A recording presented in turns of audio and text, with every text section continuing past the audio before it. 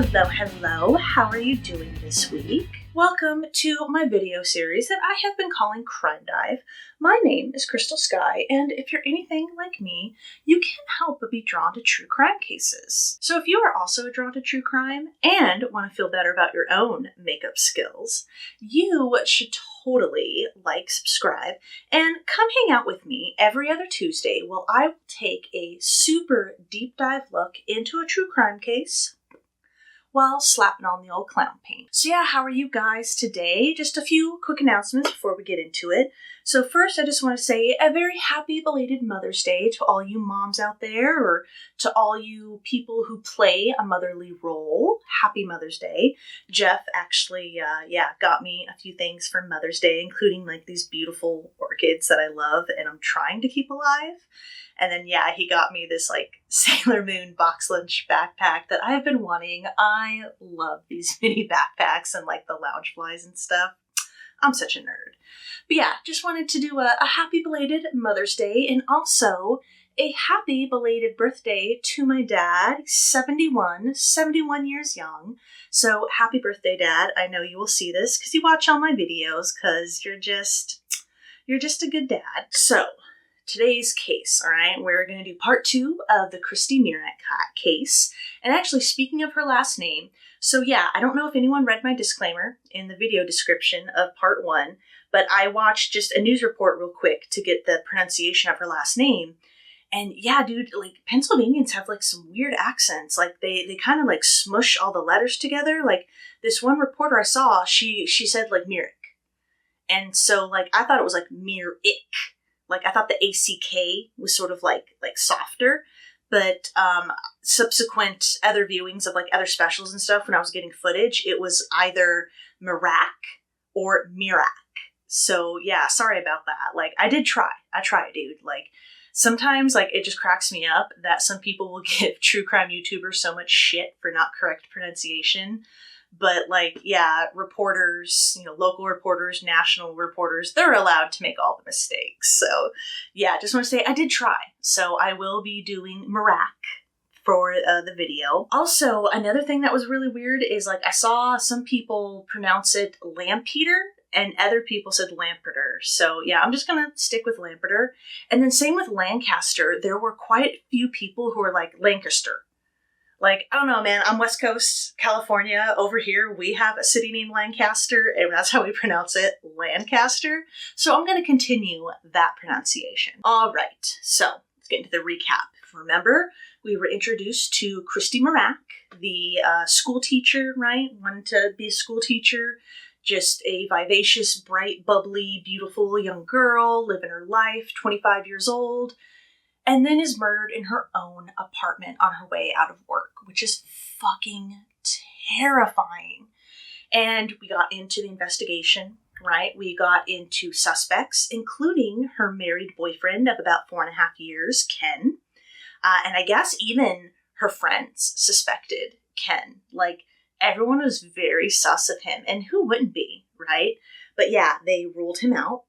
And then we went subsequently over the years, right, into the investigation and how there were just no leads. It was a cold case. And we ended with Jerry, Christy's mother, doing her last interview, all right? She did it in, I believe it was October, but it wouldn't be published till December. And Jerry, unfortunately, passed away day after Christy's birthday in November. And then it was up to Vince, Christy's brother, I believe her younger brother. I think she was the middle child. We had Alicia, her older sister, Christy, and then Vince. And he was left to kind of carry on the torch for the investigation. And that's what he did. So we ended with that, and we will just pick up about 10 years or so after the investigation. We'll pick up about 2003. And yeah, we'll get into the investigation, and finally we'll get into our conclusion, guys. Finally, it would take 26 years, all right? 26 years. So let's go ahead and just jump right in where we left off. So in February of 2003, the FBI's Behavioral Analysis Unit released some details about the profile they had come up with on Christy's killer, though the physical description and the car they were looking for, that remained the same. Now, the profile said that Christy's killer more than likely read everything about the case, kept up with it constantly in the news and stuff, of course, wanting to know if the cops were closing in on it. The profile stated that Christy's killer was probably contemptuous because he had gotten away with this murder for so long at this point. And the profile stated that he probably, made a lot of disparaging comments, was talking, mad shit about the police and even Christy herself. And these comments would be even more prevalent after reading any article or information about the case. The profile also stated, quote, and he may have had some derogatory comments about the police department, maybe even about the victim. I heard she was doing this or doing that. And like I just said, right, these comments would be even more apparent after reading any type of update about the case, but those comments would be especially prevalent after the latest article. Remember that last article with Jerry that she did before she passed away? They said the killer more than likely read that, and those kinds of comments would have definitely been prevalent after reading that article. Now, police were hoping that with making these kinds of comments, that he would either be making them to people in his circle, family and friends, or someone might overhear them. And so they released this detail in the hopes that maybe someone would come forward. Now, no surprise, the profile said that Christy's killer would have a problem controlling his temper. He had a tendency to get violent with women. And the profile also stated that there may have been some sort of life event that laid the groundwork, as it stated, for Christy's murder, a sort of a pre-event stressor, if you will. And they thought whatever this was, a breakup, job loss, some other major trauma to his life, might have just finally set him off, right? Made him snap. Whatever it was, FBI agent Steve Etter said, quote, it enhanced the volatile nature of this individual. The profile and the FBI also theorized that the killer may not have went to Christy's apartment to kill her, right? He may not have went there with that intention specifically, but as soon as he started sexually assaulting her, he certainly meant to finish her off. In fact, yeah, they suspected that maybe the sexual assault is what inspired the crime to begin with, right? It's what motivated him. Quote, this might have been someone she met in a bar and she turned him down. We don't think it was a hitman or a seasoned veteran. And this was according to another FBI agent, James Fitzgerald. Remember, in some of the clips that I showed last time, Christy's friend said that she was not shy and letting guys know yo dude, back off, I'm not interested, right? And we know how sensitive some men can get when women rebuff them. Right? Because remember, ladies, we're not human beings with free will. Our only goal in life is to attract men. Agent Etter added to this, saying, quote, we really don't have enough to form a conclusion as to whether this was premeditated or a crime of passion. But I mean, the profile is stating that as soon as he started sexually assaulting her, he meant to finish her off. I mean, that certainly counts as premeditation, right? The profile also stated that in the days after the murder, that the killer most likely made attempts to alter his appearance, right? Growing a beard or a mustache, or if he had those, shaving them off. Agent Fitzgerald said, quote, there likely was some attempt to alter his everyday appearance without making it too drastic. And Etter added to this, saying, quote, concerned he might be recognized, he could have shaved off a beard or a mustache or started growing them. He might have taken to wearing an old pair of glasses. He might have made an attempt to dispose of the clothing he was wearing the day of the murder. He might have called off work. I found some reason to leave the area altogether for a brief period of time. The profile also stated that there was a possibility that the killer may not have even resided in Lancaster County. Still. Or it was also possible that the killer didn't even live in Lancaster County when he killed Christy. He could have been in town visiting friends or family. Maybe he was a former resident of the apartment complex, so knew Christy resided there. Agent Etter explained, quote, it could have been a prior resident of her neighborhood who knew she resided in that specific location. However, even if he was not from the area, was not currently in the area or anything like that, that would not stop him, of course, of keeping up with the case. We said in the beginning that he would definitely be keeping up with all the articles and the breaking news about the case. Agent Etter said, quote, he will be very interested in any public information that's provided about this case. People who know this offender might wonder why he's so attentive to it. The profile also said that the killer may have taken up drinking and drugs after the murder, or if he was a drug user or an alcoholic before, had stopped this altogether. Quote, we also see some people who start going to church immediately after something like this. And this was according to Agent Fitzgerald. And remember that little tidbit, that, yeah, killer might have started becoming religious. Now, the profile said that those who knew the killer would certainly think these behavioral changes were a bit suspicious. He would have avoided, bars, clubs, parties, places where he probably met Christy. And if the vehicle description, remember the white Dodge Daytona, was accurate, he would have, of course, attempted to hide the vehicle, alter it, maybe even get rid of it for a brief period of time. The profile also said that by now, right, a little over 10 years later, that the killer's behavior would go back to normal. Though he was still, of course, most likely violent, would still have difficulty controlling his rage, especially when it came to women. And like we've stated a couple times now, would still be interested, over 10 years later, in stories about Christy's murder in the case. They stated that time and age, may have softened his behavior, as old age, right, tends to do. However, yeah, this killer would still have difficulty controlling their temper. Quote, this person was well developed in his behavior at the time of events, and behaviors don't change that much. And this was according to Agent Fitzgerald. Now, for the first time publicly, all right, the FBI also stated that the cutting board that was used to bludgeon Christy, the ferocity of its use wasn't what the public initially thought it was, or what was originally reported. They said the use of it was not consistent with, quote, sustained aggression and overkill that many times is representative of uncontrolled hostility. And the profile also stated that this, more than likely, was not the first time that this killer had sexually assaulted a woman. Agent Fitzgerald said, quote, he may have attempted to push himself on women at times, been more forward than he really should have been. And Etter kind of added to this, saying, quote, he might allude to hurting them, like I've done this before, or something along those lines, when provoked or rejected. The profile also suggested that the killer may have been interviewed by police throughout the course of the investigation. And though people are, nervous being interviewed by police, right, even if you've done nothing wrong, afterwards, quote, may have had a really strong sense of relief, more than what you'd expect from a person who had absolutely no involvement, said Agent Etter, saying that the killer may have even made some inappropriate comments afterwards, after they were interviewed and seemingly cleared by police, or even enlisting the help of others to establish an alibi. So though this FBI profile, right, had been developed in 93, right, the year of the murder, and part of it was partially released to the public, the agent said that, quote, some things were not appropriate, quote, to disseminate to the public until now. Quote, we think there's somebody out there who does have knowledge about this offender and what happened that day and has not yet come forward. We need them to do the right thing. And this was according to Agent Etter. It was also mentioned in this article that after that December article that came out, Jerry's last interview, that had generated phone calls to police. And, even though some leads don't pan out, quote, if anybody out there has any information, we don't care how slight it is, that's what we're looking for. Those kinds of cases where one suspect is involved are always the hardest to solve.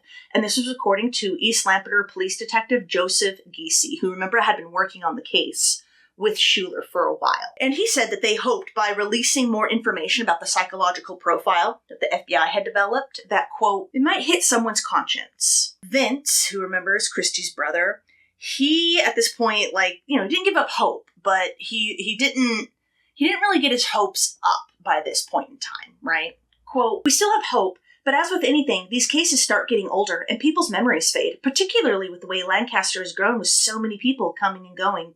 It's been frustrating. We have faith the case will be solved, but that faith is not as strong as it was 10 years ago. Yeah, kinda hard to blame him for that, right? It was also revealed in this article that remember that May phone call we were talking about with the douchebag who was bringing up Chandra Levy and, insinuating that Chandra and Christy were I don't know, promiscuous and so deserved it or whatever. That detail was released to the public at this time. And Agent Fitzgerald said that phone call may have possibly been the killer. Quote, it's possible his remorse was coming out and was trying to rationalize his own homicide, theorizing that, right, the Chandra Levy case is what inspired the caller to, make that phone call. Now, I guess Agent Fitzgerald had only just been made aware of that phone call, not too long before this article came out. But, he was hoping that perhaps someone had, overheard it or knew about it or something and would come forward. But unfortunately, even after this February 2003 interview, no substantial leads came forward, which I got to imagine. I can't even imagine really how frustrated Christy's family must be. Like, can you guys imagine? Can you imagine? But don't worry.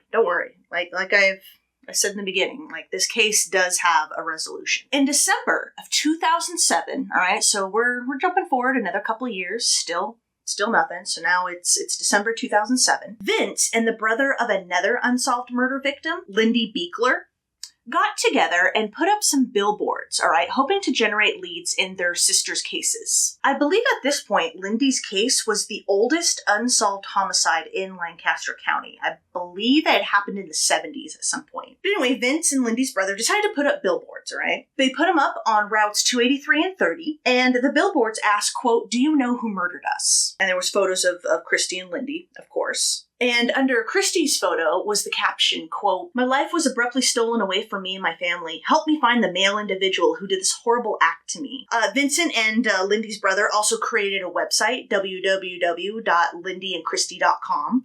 And, it did receive over 10,000 hits. And yeah, like at this point, Vince was doing anything. Right? Anything he could to keep his sister's case alive. By this point in time, East Lampeter Township Police Detective Joseph Edgell, who remember was East Lampeter Township Police Lieutenant Renee Schuler's partner, he was now heading the case. He had inherited it in 2001. And he definitely appreciated Vince's efforts, saying, quote, "You never know. Any one of the new leads could prove fruitful and possibly lead to an arrest. I have always been hopeful since I inherited this investigation. While I remain hopeful this will be solved, it's difficult to get your hopes up on any one tip." Vince said, quote, "I talked to people who said, I wish I would have given the information 15 years ago, but I didn't think it was important. People said, we knew her. We knew the people she hung out with. A lot of people forwarded names to police. It was our goal to bring Christy and Lindy back into the public conscious. We have to keep it out there." The billboards ran from December 2007 to January 2008. But unfortunately, it did not really progress either case. Quote, "It generated a lot of things, but there was never anything that was concrete enough," said Vince. There's people out there that know stuff. We know they know stuff. It generated a lot of things, but there was never anything that was concrete enough. Just so frustrating and sad. And like, think about it. If you're like really frustrated with this right now, imagine the degree of frustration that Christy's family is suffering at this point. So let's move to the year 2008. And in 2008, a memorial was erected at Royston Elementary School where Christy taught in her memory. There was like some sort of like sculpture that was placed in a sculpture garden, and it had a memorial plaque at its base that read, quote, "In loving memory of a daughter, sister, teacher, and friend, Christy Mirack." Christy's family had also planted 4 trees in her memory. I think they may have been on the school grounds as well. I wasn't too sure the exact location of these trees. Now, actually, 2 former students who were also sisters, Miriam and Sarah Papino, they had different last names at this point, and their mother, who was a class mother, Dawn, had decided to tie yellow ribbons around those 4 trees on the anniversary of Christy's death whenever it came around. And this is just something they just kind of did amongst themselves. They didn't tell anyone about it or anything. And you might remember Dawn, Miriam, and Sarah. I showed clips of them in last Crime Dives videos. We tied them to the 4 trees that the family provided as a memorial to Christy. We didn't ask permission. We didn't, our secret. The kids would say, "Oh, those are ribbons. Who put the ribbons up?" And no one knew. Just something we had to remind us. In October of 2008, Christy's case was posted to the FBI's website. It was specifically headed under the Wanted by the FBI section under Seeking Information. Detective Edgell hoped that, by putting it on the FBI's website, that this could generate, some new leads or some new information, right? Quote, "I think it's only prudent we use every means available to try and get the information out there in the hopes that someone will see it and know something." He said that the billboards did generate new leads in the case, although none of them panned out, right? And some of them were even outside the state of Pennsylvania. Quote, "The billboard reached a local audience. This obviously is a way of reaching far beyond that. At this point, it had been 16 years since the murder. But Detective Edgell, he, remained focused on it, worked on it every day. And he said, quote, "I have her photograph hanging right here by my desk. I see it every day and think about it every day." Around March of 2009, Vince also did what a lot of people were doing at that time and created a Facebook page for his sister's case. And I think in the probably description of the page or whatever, he wrote, quote, "I need your help. Please, if you have any information related to this horrific crime, call East Lampeter Township Police." And right, he was hoping that since Facebook was all the rage at this point, that something might generate from this, And he said of creating this Facebook page, quote, "Somebody hopefully may say, wait a second, I totally forgot about this. Who knows? We want to keep people thinking about it and not let them forget about it." At this point, Detective Edgell was still heading the case, and he said of this, quote, "I think any way to keep it fresh in people's minds, to keep people thinking about it, it certainly can't hurt the investigation." So let's jump to 2011. Yeah, we're in 2011 now, people, and this case is still unsolved. So let's jump to June 2011. A local businessman named Fred Nell, he ran a dog waste cleanup business called Mr. Scoop. He decided to erect some signs of Christy. There's a picture of Christy, and it just said, "Who killed Christy Mirack?" And he erected these signs very close to where Christy taught and lived. There were two near the Greenfield Road exit on Route 30, which, was near Christy's former apartment, and two near the elementary school where she taught. Now, Fred, he didn't know Christy, never met her or knew her, didn't know her family, but he was very touched by her case, His wife, Karen, was in education, and they had a learning disabled son, so, the education aspect of the case really touched Fred, and he said, quote, "Knowing Christy was in education, I felt bad her life was cut short, but I feel even more sorrow that people didn't get to experience her gift in education." Who murdered Christy Mirack? That's it. It's just a sign, but it's also something people see every day. People do remember it, especially people who have been around, in the county for the last 20 years. I drive by every day at the school, so I think about it, and I think about there's no closure for the family. Like I said, Karen, his wife, was principal at Schaefer Elementary in Manheim Township. And, like I said, his son was learning disabled. So education was very, very important to them. And then knowing the kind of teacher that Christy was, that even touched them further, Fred said, quote, "We value education, how important it is to have teachers willing to make a difference in kids' lives." She wanted to make a difference in the classroom. And knowing 19 years later, she still could be teaching today, making a difference in the community. I value education more than anything, and having a son who has a learning disability, I know what it means to have education and what it means to have kids have good teachers to help my kid out. When she was murdered, she never got a chance to live out that dream of helping kids. I believe someone out there is going to drive by that eventually one day and say, you know what, I want to talk. I think when you try, you never fail.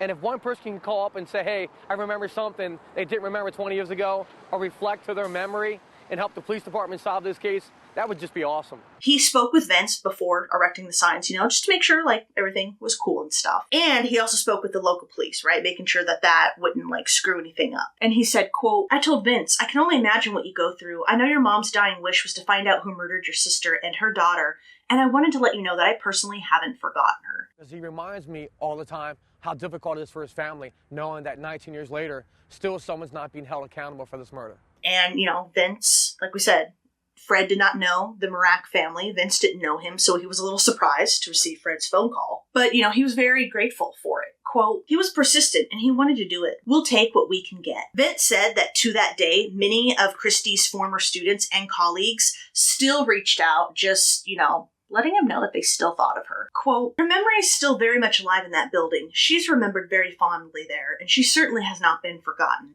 And this was according to Hempfield Superintendent Brenda Becker. So let's now jump forward to 2015. 2015, guys, all right? This case is still ongoing. Lancaster County District Attorney Craig Stedman's office then took over the case, just in order, to get a fresh look. You hear about that a lot with cases that have been ongoing for a while, just to get some fresh eyes, fresh perspectives and stuff on it. And he said, quote, "Unfortunately, we came up to the same result that East Lampeter did. We just weren't getting anywhere." It was out there. That person was out there this whole time. Well, it was definitely dozens.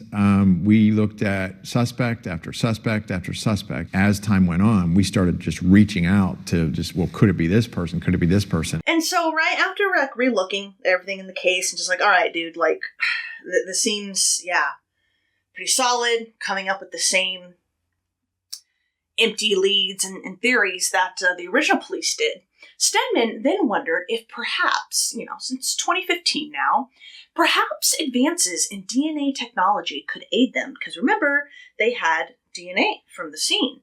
And since there had been so many advancements since 1993, he thought, well, shit, maybe this could help us. So to that end, in 2016, a couple of detectives who worked under the DA then jumped in on the case. It was Lancaster County detectives Christopher Erb and Larry Martin, who, specifically assisted the Lancaster DA's office, then decided to tackle the case, right? So Stedman kind of threw them at the case and had them work it. DA Stedman, First Assistant District Attorney Christopher P. Larson, and Assistant District Attorney Christine L. Wilson also provided oversight, all right? So it's like this whole team that's now getting together, working on this case, and seeing if they can look at it from a new angle, and that was, right, the advances in technology. So not only did they focus on the DNA technology, they were also focusing on new investigative tactics that either didn't exist back in 1993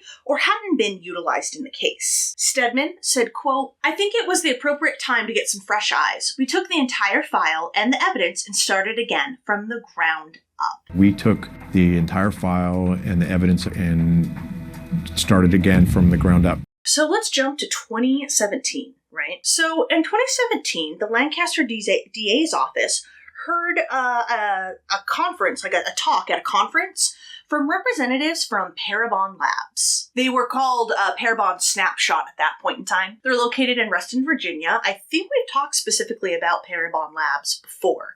I can't remember if it was the Jerry Westrom case, but I know we've talked about them before. And so, like I said, representatives from the DA's office, I think Stedman might have been there as well.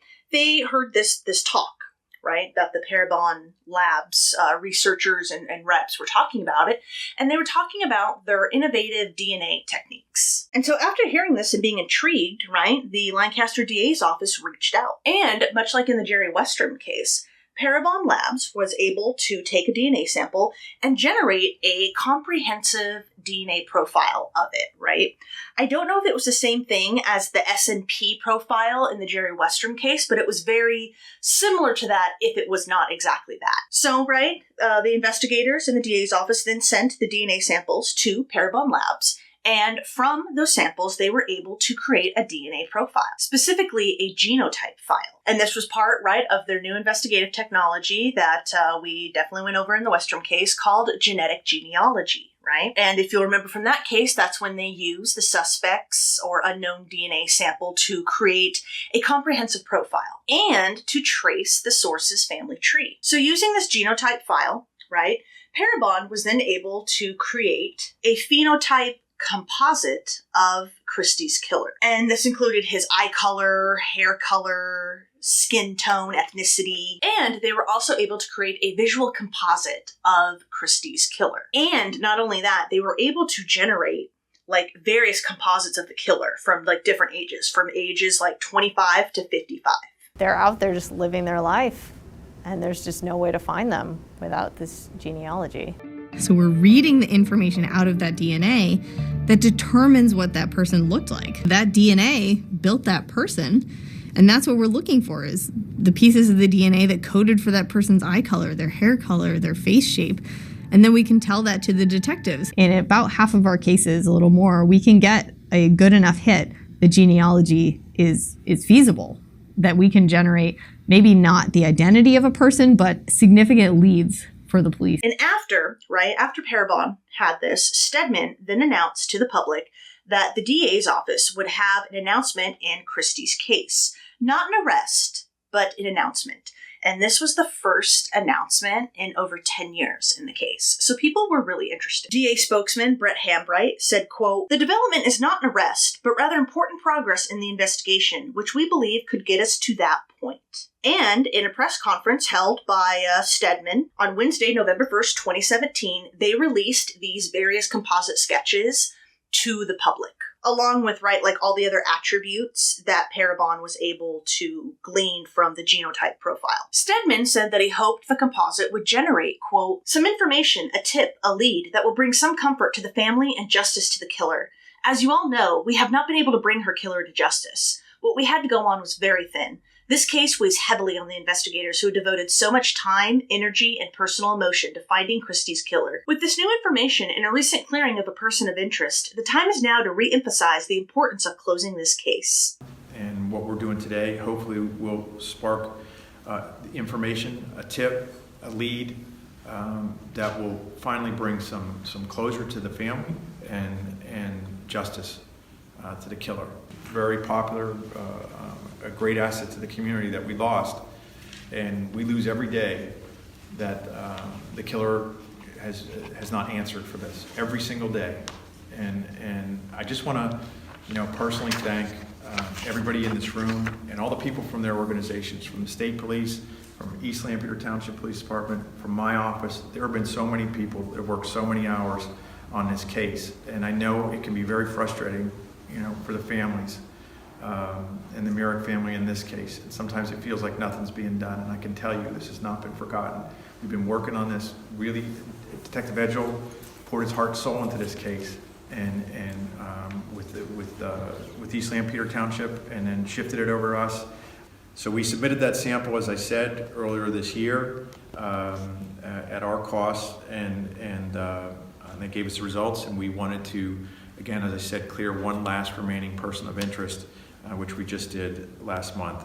And he did remind the press and the public, though, that these composite sketches were, quote, scientific approximations. They are not likely to be exact replicas. And said that factors such as, like cigarette use, drug use, diet, stuff like that could affect the accurate depiction of Christy's killer, right? Because there are just some things that, they couldn't predict. And that was definitely some of them, right? Because earlier this year, we had sent the DNA to Parabon Nanolabs, where there's a new technology the last couple years where they have enough DNA, it can create a snapshot based on the submitted sample of DNA to try to make it look like, to try to give some type of composite of what we're looking for in the suspect based on genetic, based on the DNA. This is critical. It's important to note that the snapshot composites are scientific approximations of the appearance based on the DNA. They are not likely to be exact replicas of appearance. Environmental factors such as smoking, drinking, diet, and other non-environmental factors such as facial hair, hairstyle, scars cannot be predicted by DNA analysis, of course, and could obviously cause variations in the subject's appearance, predicted and actual appearance. Stedman said, quote, it's very, very new technology. It's been the first time certainly we've used it, but it's been used a few times across the country. Based on the genetic code, which dictates your physical appearance, they're able to essentially put themselves back in the position as if they were a witness. It's a genetic witness to the crime. It's very, very new technology. It's been the first time certainly we've used it, but it's been used a few times across the country, but I think you're going to see more and more of this as the technology develops and as you see some of the success stories they've been able to have from this. And as we know, again, I believe we brought this up in the Jerry Westrom case. Most famously, it was used in the Golden State Killer case. He said that the DNA results from the lab stated that Christy's killer was 3/4 Caucasian and 1/4 Latino descent. It said that he had fair skin and brown eyes and brown or black hair. Vince said of these composite sketches, quote, it was gut-wrenching. I went through those images over and over with people I've ran into in my lifetime and people she knew. It was gut-wrenching, but we have a face now. It was gut-wrenching. I went through those images over and over with people I've ran into in my lifetime and people she knew. But Vince didn't really recognize the composite, and neither did Christy's core group of friends, that she lived with and hung out with. They were like, yeah, this is a stranger to us. It doesn't look familiar. So at this press conference, Stedman also announced that the month previously, they had just eliminated their last person of interest. He said, quote, we don't have any more arrows left to shoot other than this one. So truthfully, we don't have any more arrows left to shoot other than this one at this point in time. And he explained that because the DNA samples, that they had never popped in the database like CODIS, for example, that the killer was probably not a repeat offender, or at least had not offended and had like a serious charge that required his DNA to be uploaded and taken, right? He said, quote, he could be your neighbor, your friend, your coworker, and he might absolutely slip under the radar. Somebody very likely saw this individual in association with Christy. And there will be no tip that's going to be a waste of our time. It just might be somebody that you knew were in her social circles, maybe even met her briefly. Somebody very likely saw this individual in association with Christy. And, probably more likely the age of the 25-year range, but I don't know that. So he could be your neighbor, your friend, your coworker, and might absolutely slip under the radar. If he was a continued, repeated, violent criminal, we would have had the DNA by now. It would have come back by now. So that makes it even more scary. He also announced the DA had set up a website. It was www.whokilledchristymirack.com. And he stressed that no tip would be overlooked. No tip would be a waste of their time, that they would check out everything. Stedman did also talk about the mystery man in his mystery car that they had been pursuing since the murder. And he said, quote, we can't say if that person was definitely involved or if that car was definitely involved. We've been able to rule out person after person after person. When we find this person, this murderer, we'll know it because we have DNA. Well, here's the good thing. This is the only good thing about the brutality of this crime and the sexual assault is that we have his DNA. The pictures become quite irrelevant. That leads us to get the DNA, but if we are fortunate enough to solve it, we'll get the DNA from the individual. It will match the DNA from the crime scene. This really won't probably be part of it, and that becomes a non-issue. The issue is, does the DNA match what we found at the crime scene? So in just a couple of hours after this press conference, it did generate a lot of phone calls to police with tips and generated over 70 in the weeks after. And it kind of like reinvigorated like interest in the case and leads and stuff. And this in turn, reinvigorated the Mirack's hope that it would be solved. Quote, I've been hopeful for all these years and I don't ever plan on giving up. This new information makes it even more possible. I didn't expect it to take this long. None of us did, but I feel pretty confident that we're going to get to something at this point. There might be somebody out there who knows something. For whatever reason, they're afraid to say anything. I wish they would. I wish they would give us the information we need to solve this case. And though Vince said that he knew the composites weren't like 100% accurate, quote, sure, it's not 100%, but it gives us a good idea of who this person is. I'm pretty confident in this new technology. It gives us a clearer picture, something more definitive to go on. We'll see how it all pans out. We have our fingers crossed. This is a positive step.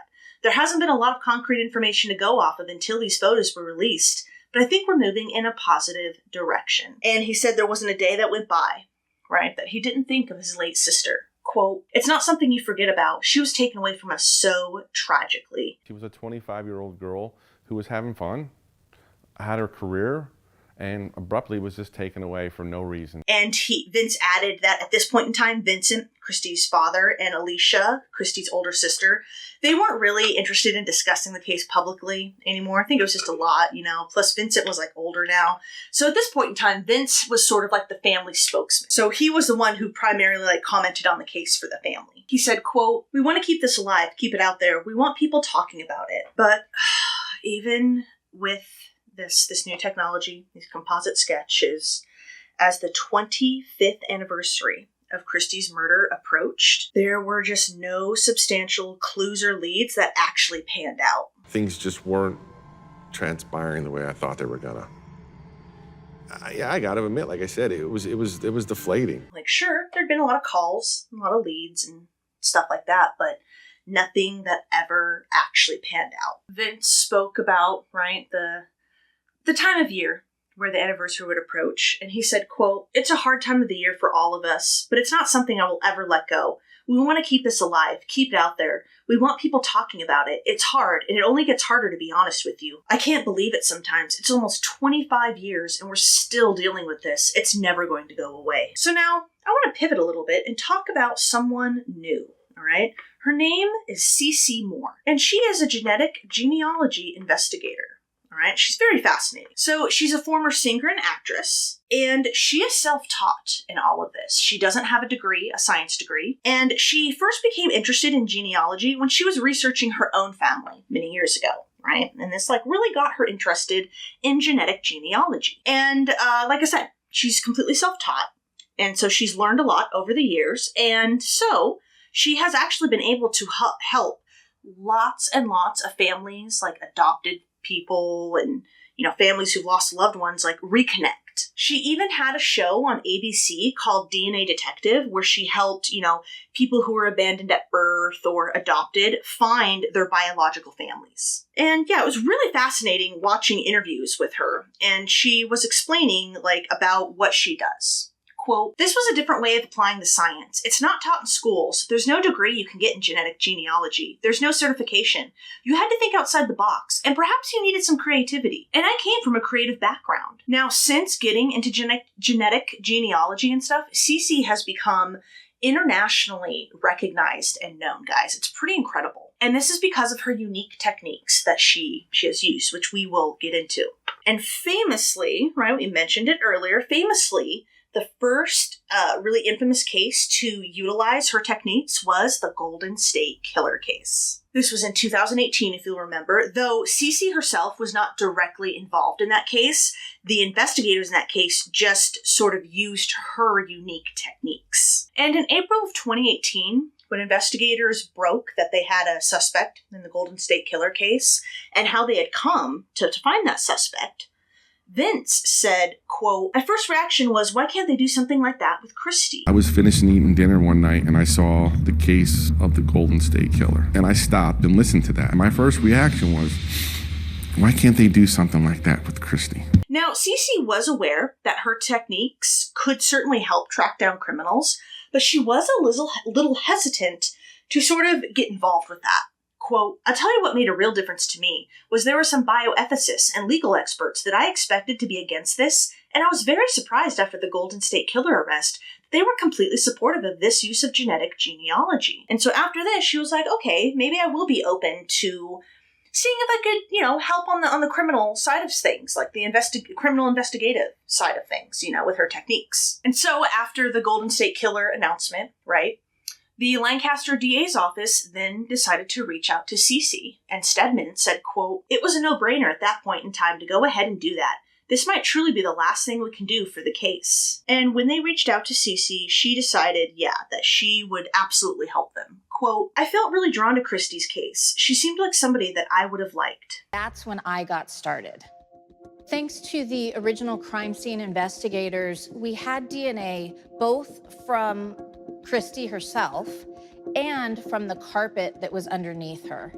We were able to upload that to GEDmatch and then wait for the relatives to appear. So in May of 2018, Cece then partnered up with Parabon Labs, partnered up with their scientists and stuff. Off the bat, we're talking a little bit of an older sample, 1992. Level of mixture? Well, they have over 600 nanograms. They ruled out 60 men using DNA. So they worked together. And based on their recommendations, detectives uploaded the DNA genotype file that they had to a public genealogy website. It was gedmatch.com, which I guess it's referred to as GEDmatch, which was weird. I have never heard it referred to that before, but the ABC special I watched said that it was GEDmatch. And everything else I've ever seen referring to them was GEDmatch, so whatever. And if you'll, remember, right, it's a website dedicated to finding, right, connected family members through DNA. The website contains about 1 million or more uploaded DNA profiles. And this was after people had their DNA analyzed using, other sources like 23andme.com and stuff. So, right, the DA and CC and Parabon Labs uploaded the phenotype profile that they had to GEDmatch, GEDmatch, whatever.com. And guess what? They got a hit. The results matched distant relatives of the DNA source of Christy's killer. So from that, right, so we have the distant relatives. All right, we need the actual source of that DNA. So from the distant relatives, Cece then set to work doing her thing, which was tracing the family tree. And she explained, quote, "I built back to great-grandparents of each of the second cousins, and then I started building forward. I flipped the tree upside down, do what I call reverse genealogy. I'm building forward in time, trying to find the right person in the right place with the right ancestral mix to be the subject. We just need a second cousin, third cousin, or closer to do so." And through her research, right, through her searching and all that, she managed to narrow it down to a family in Lancaster County. Top few matches I was working with led to a specific family in Lancaster, Pennsylvania. So I knew that the suspect was closely related to that family, but I didn't know how. I had to find the right person in that family. So it was a target family located in Lancaster, and they were of Northern European descent. And she also found, right, that the suspect, remember we said that he had like a quarter of Latino DNA? Well, she figured out through her research that that Latino DNA was specifically of Puerto Rican descent. We've seen a lot of people that shared DNA with this suspect that had 4 Puerto Rican grandparents or 8 Puerto Rican great-grandparents. I knew that the suspect was going to have some Latin American ancestry, and specifically Puerto Rican, because the snapshot phenotype had also predicted that the suspect was going to have some Latin American ancestry. And so, right, using this information, she then decided to start looking through like Lancaster news articles and news sources and stuff like that might contain more information on this family, these family members, or specifically the one family member she was looking for. She said, quote, "I started digging into newspaper archives from Lancaster, Pennsylvania, and I finally came across an engagement announcement for a man who was the son of a woman from that target family, and he was carrying her maiden name. However, it listed his father, who had a Latin American name, and I thought, aha, now we're getting close. There was an online magazine that had an interview with him, and it talked about how he loved to cook Puerto Rican food because he was half Puerto Rican, and then I knew this was the guy." There was an article that talked about how he liked to cook Puerto Rican food because his biological father was Puerto Rican. And that was like, hallelujah. That was the moment where I knew that Raymond Row was very likely Christy Mirack's killer.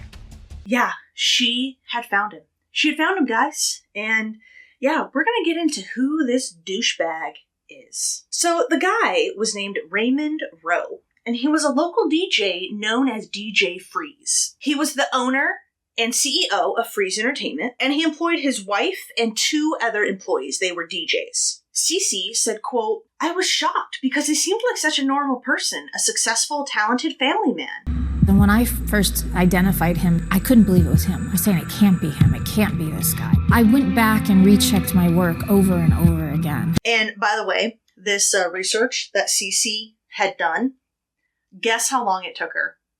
Just a couple of days. And of course, like, investigators were stunned, not just with her results, but like the fact that like she had found him so relatively quickly. I mean, they've been looking for this asshole for 25 years, right? But now, right? Second part of the equation is investigators now had to get some of Raymond's DNA to match against the DNA samples they had from the crime scene. Again, just like with the Jerry Westrom case. And Stedman said, quote, "It turned out to be the biggest break we had. You don't want to walk up to a homicide suspect, particularly one this brutal, and just say, hey, can you give us your DNA? So we made a plan to get his DNA through surreptitious means." Don't arrest people on what genetic database is saying to us. We needed to get his sample, and we needed to confirm through the state police crime lab. And to that end, right, investigators began surveilling Raymond, right, hoping for an opportunity to get something that he would discard that would have his DNA on it. And they followed him. I'm not quite too sure how long they followed him, maybe like a month or something. But every time, like, there would be a potential item they could get, like Raymond didn't, like, throw it away or he took it with him or something, right? Or put it in his car. We had a couple undercover guys watch him all day long to try to see him abandon something. He abandoned nothing. He took everything with him. We completely struck out. However, on May 31st, 2018, investigators discovered that Raymond had a DJ gig at an elementary school, Smoketown Elementary. And so, 2 undercover investigators went into the dance and observed Raymond. And they observed that he was drinking from a Kirkland water bottle and chewing some gum. They then saw that he discarded both of those in the trash. And yeah, they swooped in and collected those items ASAP.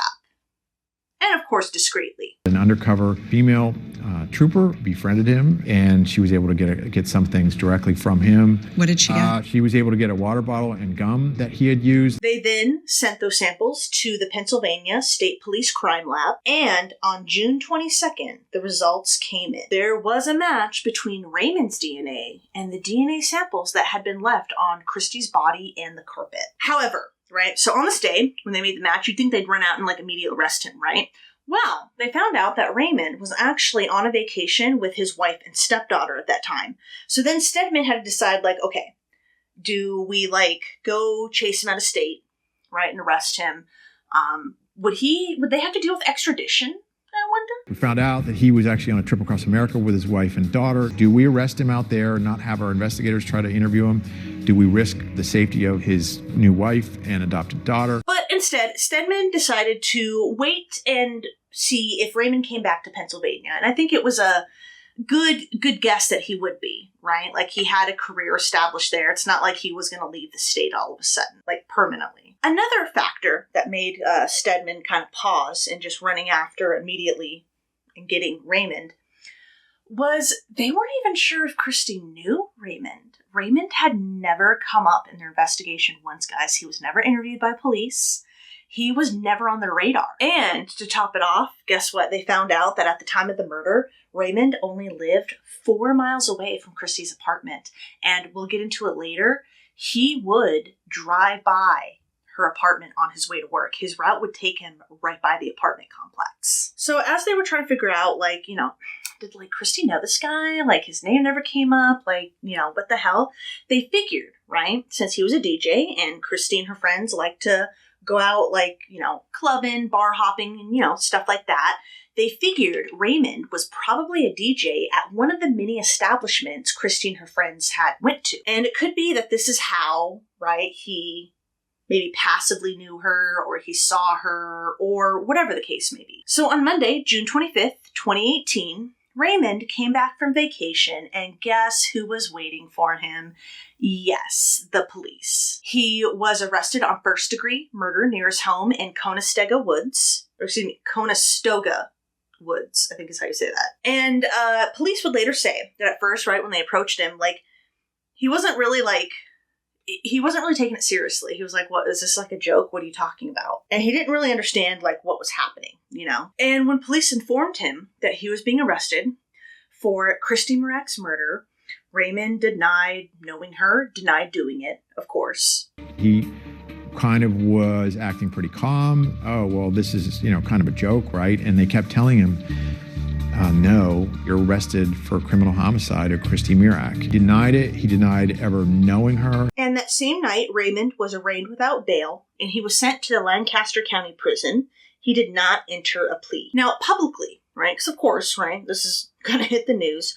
Publicly, prosecutors refused to elaborate on a motive. And they just said too much time had passed. Quote, some specific questions about motive might never be answered publicly. We know that this defendant sexually assaulted and brutally murdered Christy Mirack. It is a huge step toward providing long overdue closure for Christy's family and friends, who have spent decades wondering who brutally murdered their loved one.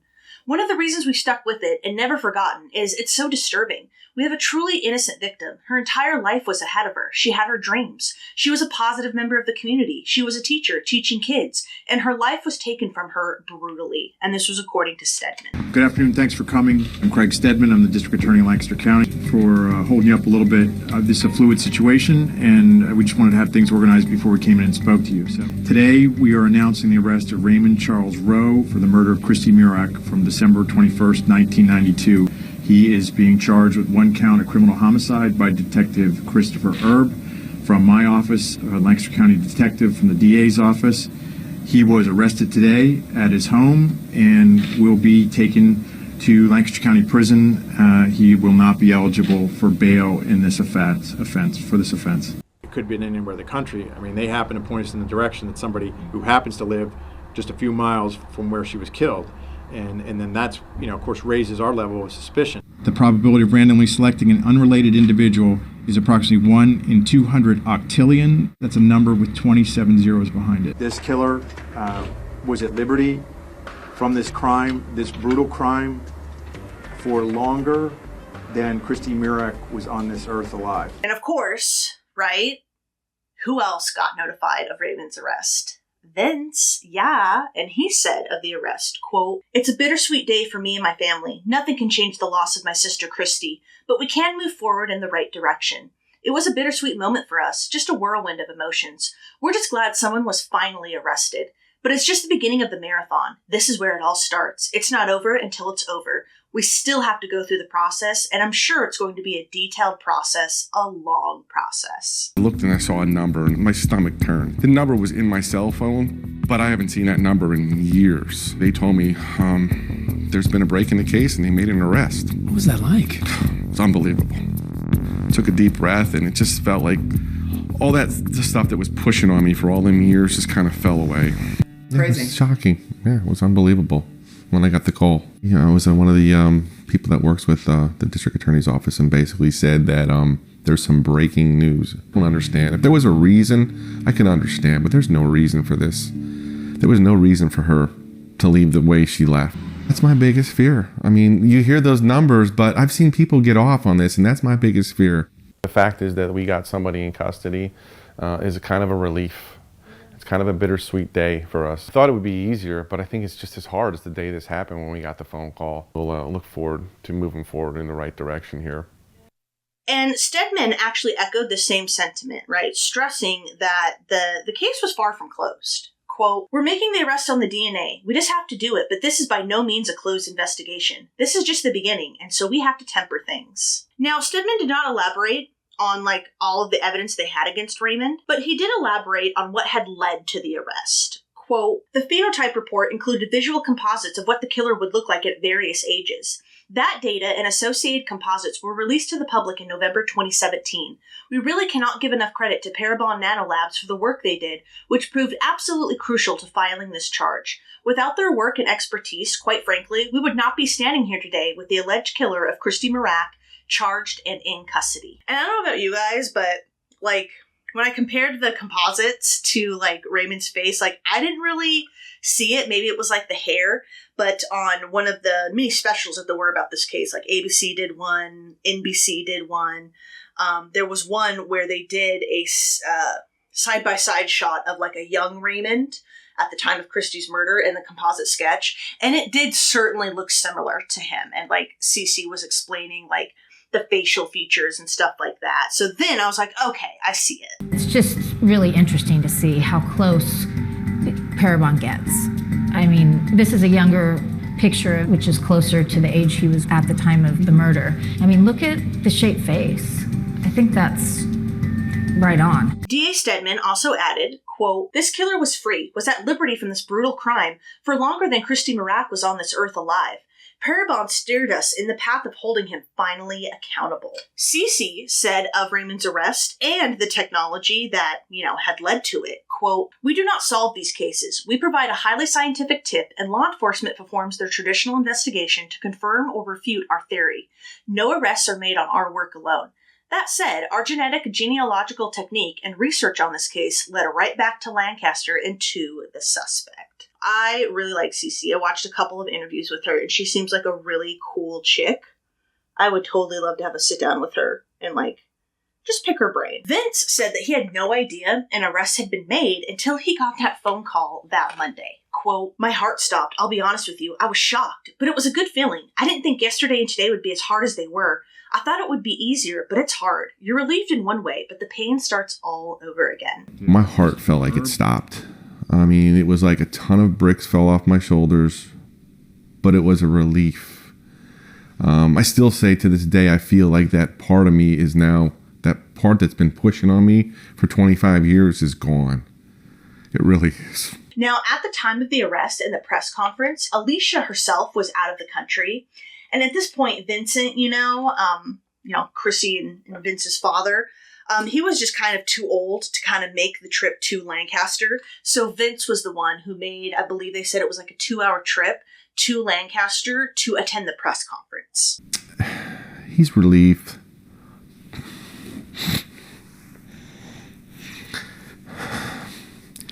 He's happy.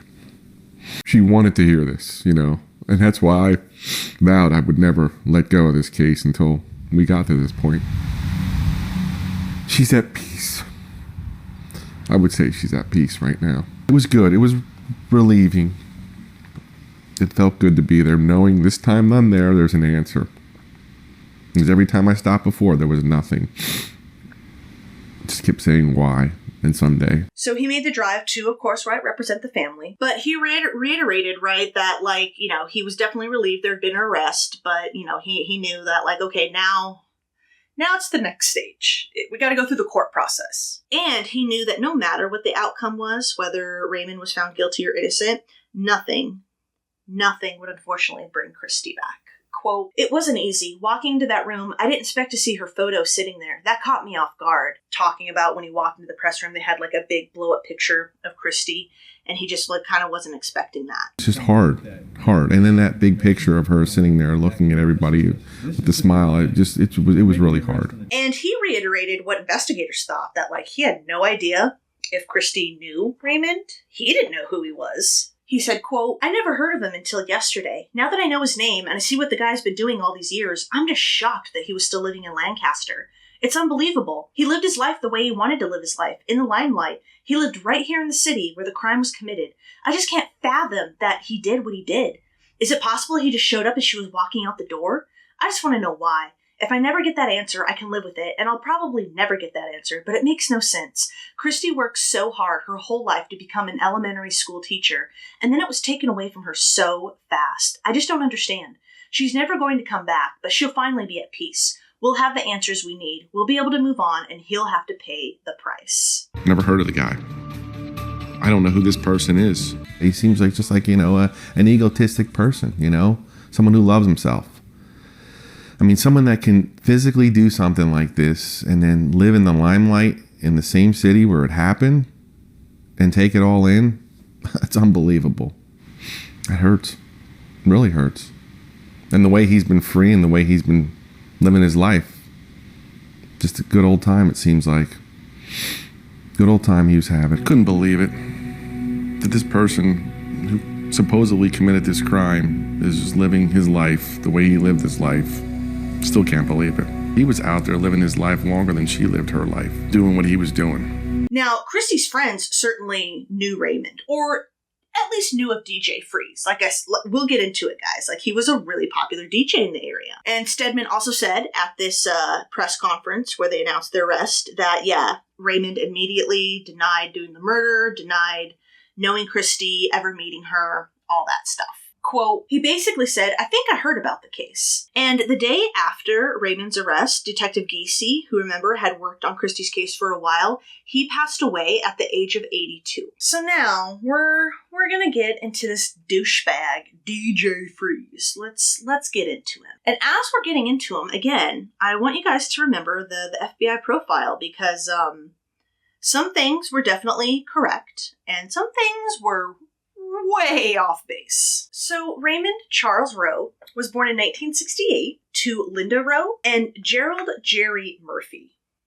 Hold on that. I'll elaborate a little bit more on that later. And some sources, this seemed to be a little conflicting information, but some sources stated that Raymond also had a younger brother named Troy. Now, Raymond was born and raised in Lancaster, Pennsylvania, and he was primarily raised by his mother, I think as a single mother. And so these are just some like little things that I found about Raymond in the paper. So on Monday, March 3rd, 1975, when Raymond was 6 years old, so it seems like he was never really all that intelligent, because he ran out in front of a car. It was driven by 18-year-old Diane Jean Clare. And yeah, he just like ran out in front of her car, and the front of her car hit him and knocked him under the vehicle. He was transported to the hospital, but he was discharged that same day, so I don't think he was too seriously hurt. So like I said, he's never been the brightest. He only suffered bruises, thankfully, and I just thought that was that was like the first article I found about him. I just thought it was interesting, wanted to share it with you. And starting when he was about like 8-9 years old, Raymond was watched by a lady down the street named Dorothy Turner. But news sources stated that it was just Raymond who was watched by Dorothy. His younger brother Troy stayed with his mother. Now, a news report would say that Raymond actually lived with the Turners for 2 years, starting when he was about 14. So I'm guessing like, yeah, maybe 8 or 9 years old is when Dorothy started watching him, but by the time he was 14, he lived with them for 2 years. They lived right around the corner from us, so my mom started babysitting them. Now, Dorothy had 6 children of her own. She had 5 boys and 1 girl. And this included 3 sons named James, Troy, and Edward. And her only daughter was named Wendy. Now, Wendy would say that Linda, Raymond's mom, was kind of having trouble sort of like reeling Raymond in. All right? He was getting into trouble, you know. Kind of like that juvenile, delinquent behavior, you know. Staying out late, sneaking out, skipping school, that kind of stuff. And Linda was just having a hard time controlling him. He would even, you know, steal sometimes. And so Dorothy had, you know, 6 children of her own, and Linda saw how she was able to sort of rein them in, like they all were well behaved. And so she came to Dorothy and kind of asked for help. And so I think that's why initially Dorothy started watching Raymond, and then I think by the time he was 14 and he was really out of control, that's when he went to go live with Dorothy. And Dorothy was apparently the type of person to want to help, right? So she wanted to help Raymond. Raymond Row's mom was having problems with Raymond, his behavior. He would do things that he shouldn't be doing, stealing and getting into trouble and running all hours of the night. And so his mom asked my mom if she could take him in and, you know, try to get him to listen, because she knew she made us kids listen. Raymond's mom came to my mom and said, look, she said, could you take Raymond in for a while? She knew how to handle kids, and she did try the best she could with Raymond. She was like that. She'd help any kid to try to get him on the right track. Now, Wendy herself, right, she was against Raymond moving in.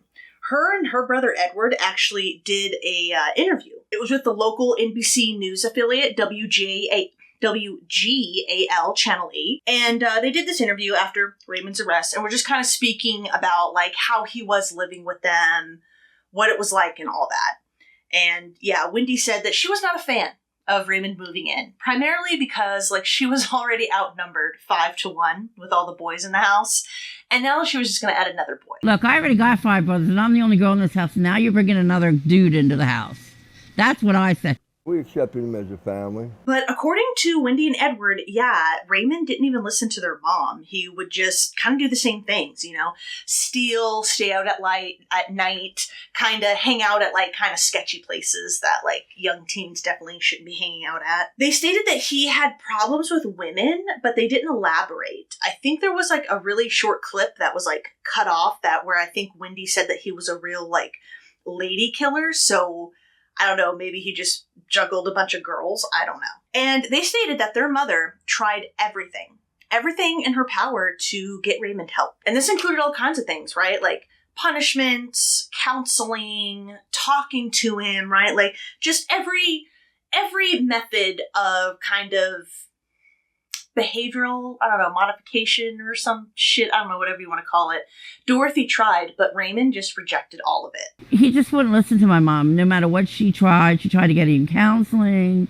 She just did everything, you know, and he wouldn't listen. All hours of the night running the streets.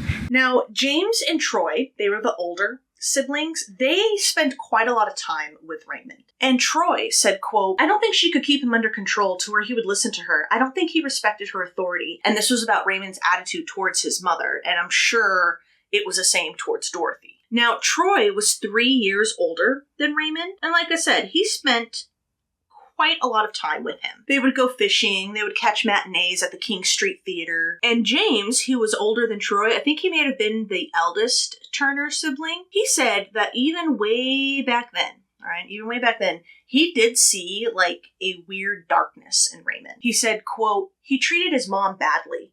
He wanted control of every situation. Such anger inside him, even back then. He was intelligent. I think that's why he started DJing, to improve his life. So beginning in his late teens, Raymond became kind of like a little fixture in the small community. And this was by starting out as being a breakdancer.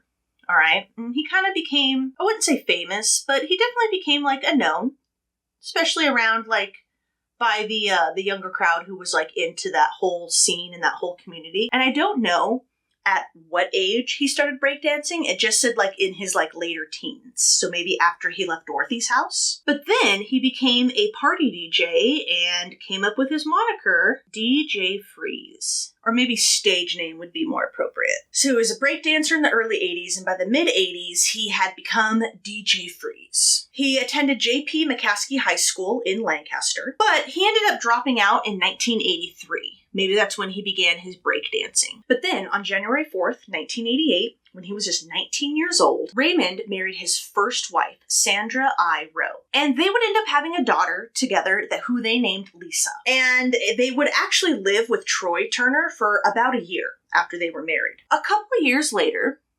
22-year-old Raymond then met 19-year-old Monica Figueroa. She was a nurse, and they met at the Icebox, which was a club. And I wasn't sure if Raymond was DJing there. And I'm not sure exactly when him and Sandra split up. I just know that by February 1992, Monica and Raymond were engaged, and not sure if there was an overlap between Sandra and Monica. Now, Raymond and Monica first lived with Raymond's parents before they got their own place and lived together. Now, Monica said for the most part the relationship was, very youthful and happy, but sometimes they would get into fights, Monica would have a problem with how he flirted with a lot of, women, and Raymond would, criticize her clothing choices and stuff. But Monica said that he never got violent or physical with her. Now, news reports stated that Raymond had separated and then filed for divorce from Sandra in May of 1993. So like I said, I'm not sure when exactly him and Sandra split up, but it seemed to be official in May of 93. So again, not sure if there was some overlap between Sandra and Monica, and as we'll get into it, there probably was. So during the year of 1992, the infamous year, Raymond was part of a hip-hop duo named Nuff Skills. His partner was named Be Original, and together they composed and made a song called, quote, "Don't You Ever Resist Me." And I will definitely link that video that I found down below. And as we'll see, it's definitely very, dark, considering what we'll get into. On Saturday, August 1st of 1992, Raymond organized and DJ'd along with a fellow DJ. His name was Henry Massa, and he was the director of Street Vibes, a performing arts troupe. And together, they, DJ'd and created a Stop the Violence rally. It was held in Lancaster Square, and the rally was meant to send an anti-violence message to the city's youth.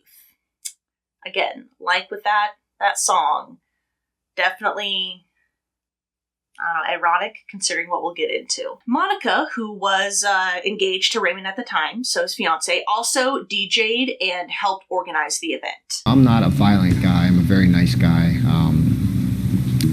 Also around this same time in the early 90s, Raymond became the house DJ at a place called the Chameleon Club. And it was a nationally renowned live music venue located in Lancaster. And he would end up being the house DJ for the Chameleon Club for 15 years. I was breakdancing a lot all over town, and we'd go to different bars, and we went to a place called Tom Payne's.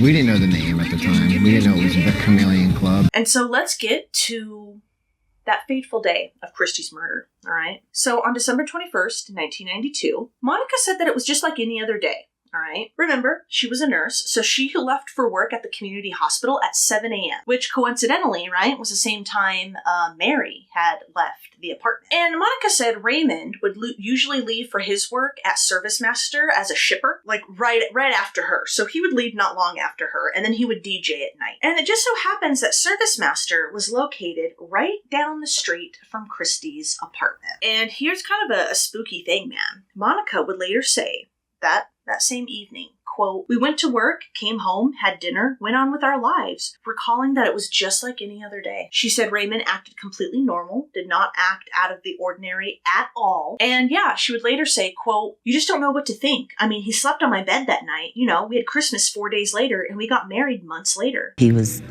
the life of the party.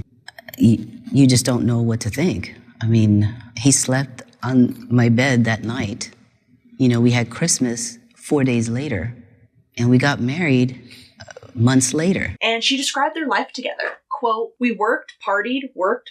That was our lives. We didn't think about things like murder." She did say that she did remember reading about Christy's murder, and that, get this, Raymond wanted her to be careful, for her own safety. He was concerned about your safety after this murder? Yeah. It's outrageous to think that he's advising you on your safety and worrying about you when he was the killer.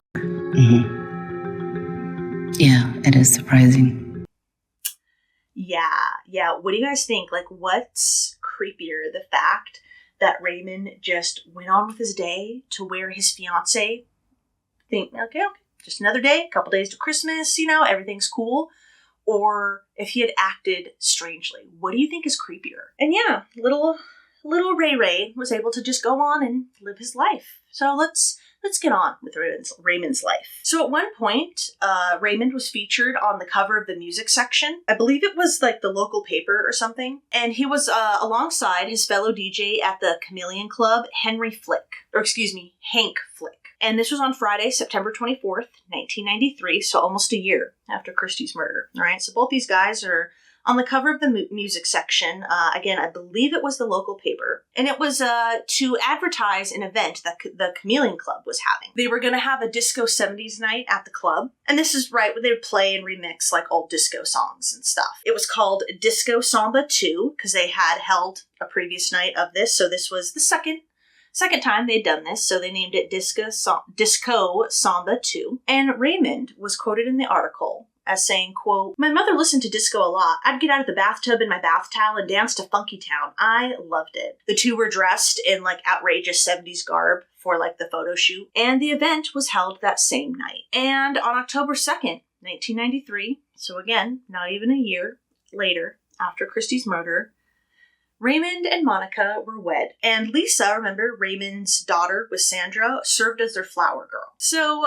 moving even more forward in time, we'll go to Friday, August 5th, 1994. Raymond DJ'd an outdoor teenage dance event. It was called Friday Night Rock at Lancaster Square. And in an article about the event, Raymond was quoted as saying, quote, "I love working with kids. This is my natural surrounding. I'm very familiar with city kids and pretty much grew up playing songs for teens." And let's flash forward another couple of years in 1996. All right, so while he's still married to Monica, Raymond met a cocktail waitress named Emily Noble. She was a cocktail waitress at the Chameleon Club, and she had been waitressing there since 1992. Now, Emily would later say, right at the time, she had zero self-esteem, and like many of the other girls at the club, both workers and patrons, that she would, flirt with Raymond. But whenever a girl would ask him out, he would say that he was married. Now, Emily said that she too, started making advances on Raymond. And at first he, kind of spurned her advances, but eventually the two started an affair. I met him for the first time when I began waiting tables, cocktail waitressing actually. He was sort of the house DJ. He was very shy. I want to close that case up there. Everyone knew who he was because he had made a good name for himself in our little small town. When we first started dating, it was fun. It was exciting. It was dangerous. He was married. He was the cool DJ. They would end up dating for about a year, and Raymond would end up filing for divorce from Monica in November of 1996. And supposedly it was after Emily had told him that if they were going to be together, he was going to have to divorce Monica. Now, after their divorce and the whole process was started, Monica said that she had several family members who admitted to her, like, "Girl, I'm so glad because I never liked that asshole." They thought he was too controlling. Didn't really care for him. Monica, though, she was in love, right? She was in love with Raymond, and she tried to make the marriage work, but of course, as we know, right, Raymond wasn't interested. Now, with the relationship with Emily said that their relationship quickly became emotionally abusive and controlling. She said, quote, "He was extremely protective. I wore what he wanted me to wear. I washed my hair with what he wanted me to wash it with." After we kind of had settled into our relationship, he became very jealous. He became very possessive, would just quietly say, "You're worthless." Those red flags started to come up more often. The insults, the put downs, the controlling behavior. She spoke about a time where Raymond caught her smoking. He hated people that smoked. And he caught her, smoking, and he ended up really berating her. He caught me smoking and sort of drugged me back inside from outside, reading me the riot act, saying, "Since you can't sort of abide by the rules, you're going to clean the kitchen floor. I felt horrible. I felt demeaned. I felt scared. Another example of this behavior was when it was Mother's Day, and Raymond, Lisa, his daughter, and his mother, Linda, were going to eat at Red Lobster, right, to celebrate Mother's Day. And when Emily came, she had the audacity to wear sandals with socks, all right? And Raymond fucking hated this. This, like, triggered him so hard for some reason. And he was so upset with Emily that he made her go to the car and wait for them to finish dinner. Yeah. I had worn sandals with socks out to dinner, and that was something that he totally hated. And he sent me to the car to sit in the car while everyone else had dinner. I started thinking about how I was going to exit the relationship at that point. Emily later said that, yeah, there were a couple times where Raymond became physically abusive with her. Quote, I didn't talk about it. Things have changed a lot in the past 20 years. We didn't talk about those things then. Yeah. It's very interesting, right? Like, couldn't really find any things of physical abuse with Monica or Sandra, although Monica would later say that he was definitely a little emotionally abusive, right? Like trying to control her and stuff. And I don't know anything about Sandra. But it's interesting that Emily is the one that received a couple of like physical abusive incidents. And I wonder if it's because she told him like, oh no, you have to divorce Monica for us to be together. Because, you know, Raymond does not really like to take orders from women. So I just thought that was interesting. And I'm not sure how common that is. You guys will have to tell me if you know. Is it common for, you know, spousal abusers and, you know, abusers who abuse their significant others? Is it like a normal thing for them to abuse like some partners but not others? I'd be totally curious if you know anything about that. Yeah, let me know in the comments below. There was a coworker at the Chameleon Club with Emily, and his name was Tony Miller. And he said he remembered several times where Emily confided in him that Raymond was controlling, domineering, and was very aggressive. Tony said he also remembered Raymond alluding to his past several times at the club with like the coworkers, saying that, in his past he had lived, quote, a different lifestyle back then. Mm-hmm. Emily also said that Raymond was like obsessively clean, always locked the door, and was difficult to get to know beyond like a surface level. Like he clearly did not let people get like really down deep into who he really was. And, quote, had a thing for blondes. There was this really vulnerable, childlike part of him, and there was this sick, twisted, dark side to him. Nothing that would lead me to believe that he could or would kill, of course, right? Now, when they broke up, Emily moved to New Mexico, and Raymond spent some time in Pucón, Chile. I think that's how you say that. There was like a super white pronunciation that was like Pucón. But like, yeah, all the other pronunciations I looked up said it was like Pucón, Chile. And he DJ'd there as well before returning to Lancaster. And by July of 1997, Raymond was back in Lancaster, and this time he was opening a music store. He called it 12 Spot Sound, and the grand opening was slated for July 14th of that year, and there was an article about it. He said the store would carry CDs, cassette tapes, back in the days of physical music media, vinyl records, including special DJ versions. And he would also carry DJ equipment, shirts, accessories such as like headphones, blank cassettes, blank VHS tapes. He also said in this article, touting like the grand opening of his store, that it would specialize in dance and urban music, especially music that was popular with DJs in the area, as well as quite right like the public. And he said, quote, I'm a people person. I like to see people happy when they get their music. And this article also mentioned, because again, it was like touting the grand opening, that Raymond had managed another music store in the past, but I don't know what that was or when. Raymond also opened Lancaster's first DJ school, and he would end up teaching more than 24 DJs. And in January of 1998, Raymond and Monica's divorce was finalized.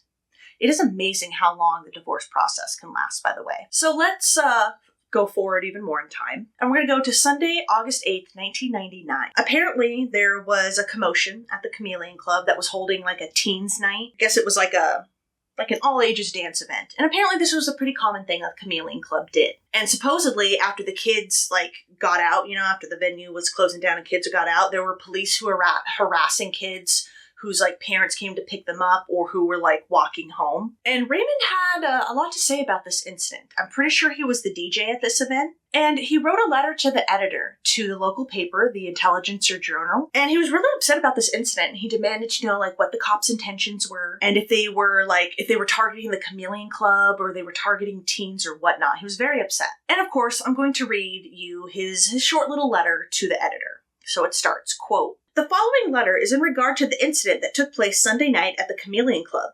Not only am I the parent of a teenage girl who attends these dances, but also a first-hand witness to the events that took place. First off, this is my daughter, who I, the father, allow to be dropped off and picked up at this controlled teen function. I believe, as a responsible parent, I have the right to make the decision on what functions she attends. For the last 8 weeks, the Chameleon Club has impressed me with their teen dances, so I've allowed her to go. Well, this weekend, the normal chain of events took a turn for the worse. First, an officer on a bike pulled up to the front door, walked into the club, and a few moments later returned to his bike. At this point, he got on his radio, and the next thing you knew, there were cops everywhere. I thought something serious happened inside the establishment. Later, I found my daughter inside talking to the girl who works the ticket booth. I proceeded to ask club security what had happened, and they replied that as far as they knew, everything was fine. As the dance came to an end, kids began to exit the club. But to their surprise, as they made their way to their vehicles, officers began to intimidate and pull them aside.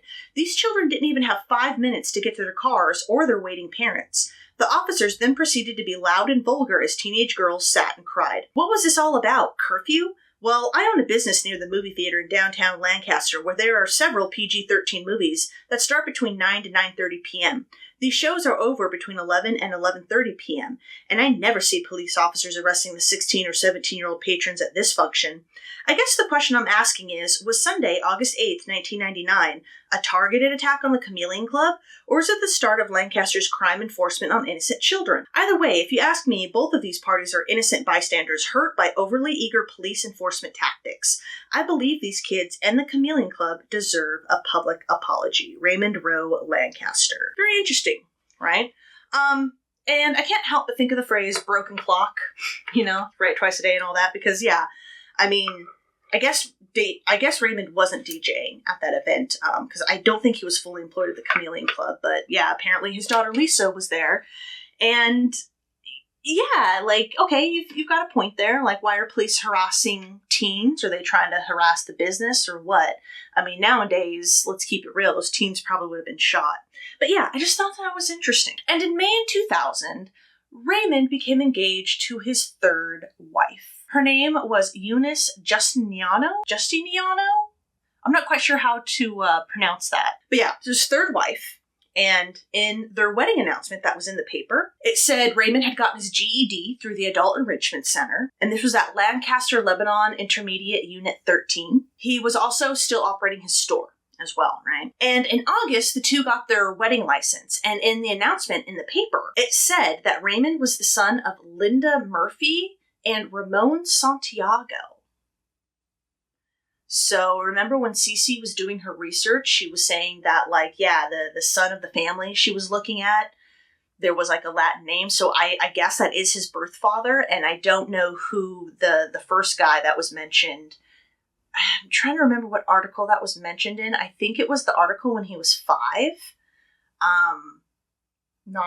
Not sure, but yeah, that's why I always include the information that I find, even conflicting stuff, just to let you guys know. But anyway, Raymond and Eunice got married on September 9th that year, 2000. And so let's jump forward another year. It was midnight on July 20th, 2001. And police, once again, raided the Chameleon Club. They were having an all-ages night, and this time Raymond was DJing there, so maybe he did DJing work for the Chameleon Club sometimes. And the cops raided this all-ages night under the guise of looking for underage drinkers. Now, not a single one was found, but apparently Raymond, the club's owner, Rich Ruoff, and a patron named Danny Roman all got into some legal trouble this night. So, Pennsylvania State Police Bureau of Liquor Control Enforcement agent named David Christensen was one of these officers, and they were working in Lancaster under Operation Clean Sweep. And it was a 3-day effort targeting establishments where they believed underage drinkers were being served. Other reports said that they were surveilling areas of possible high rates of criminal activity. But either way, whatever they were looking for, the Chameleon Club was their target that night. And it became a target when Christensen and 2 other agents observed what they believed were underage drinkers at the club. So the Chameleon Club was 3 stories, all right? And evidently, on all ages nights, the minors are all contained to the first floor, and they aren't permitted to go to the second and third floors, which is where alcohol is served. So Christensen said, when him and the other agents raided the club, they demanded that the music be stopped and the lights be turned on.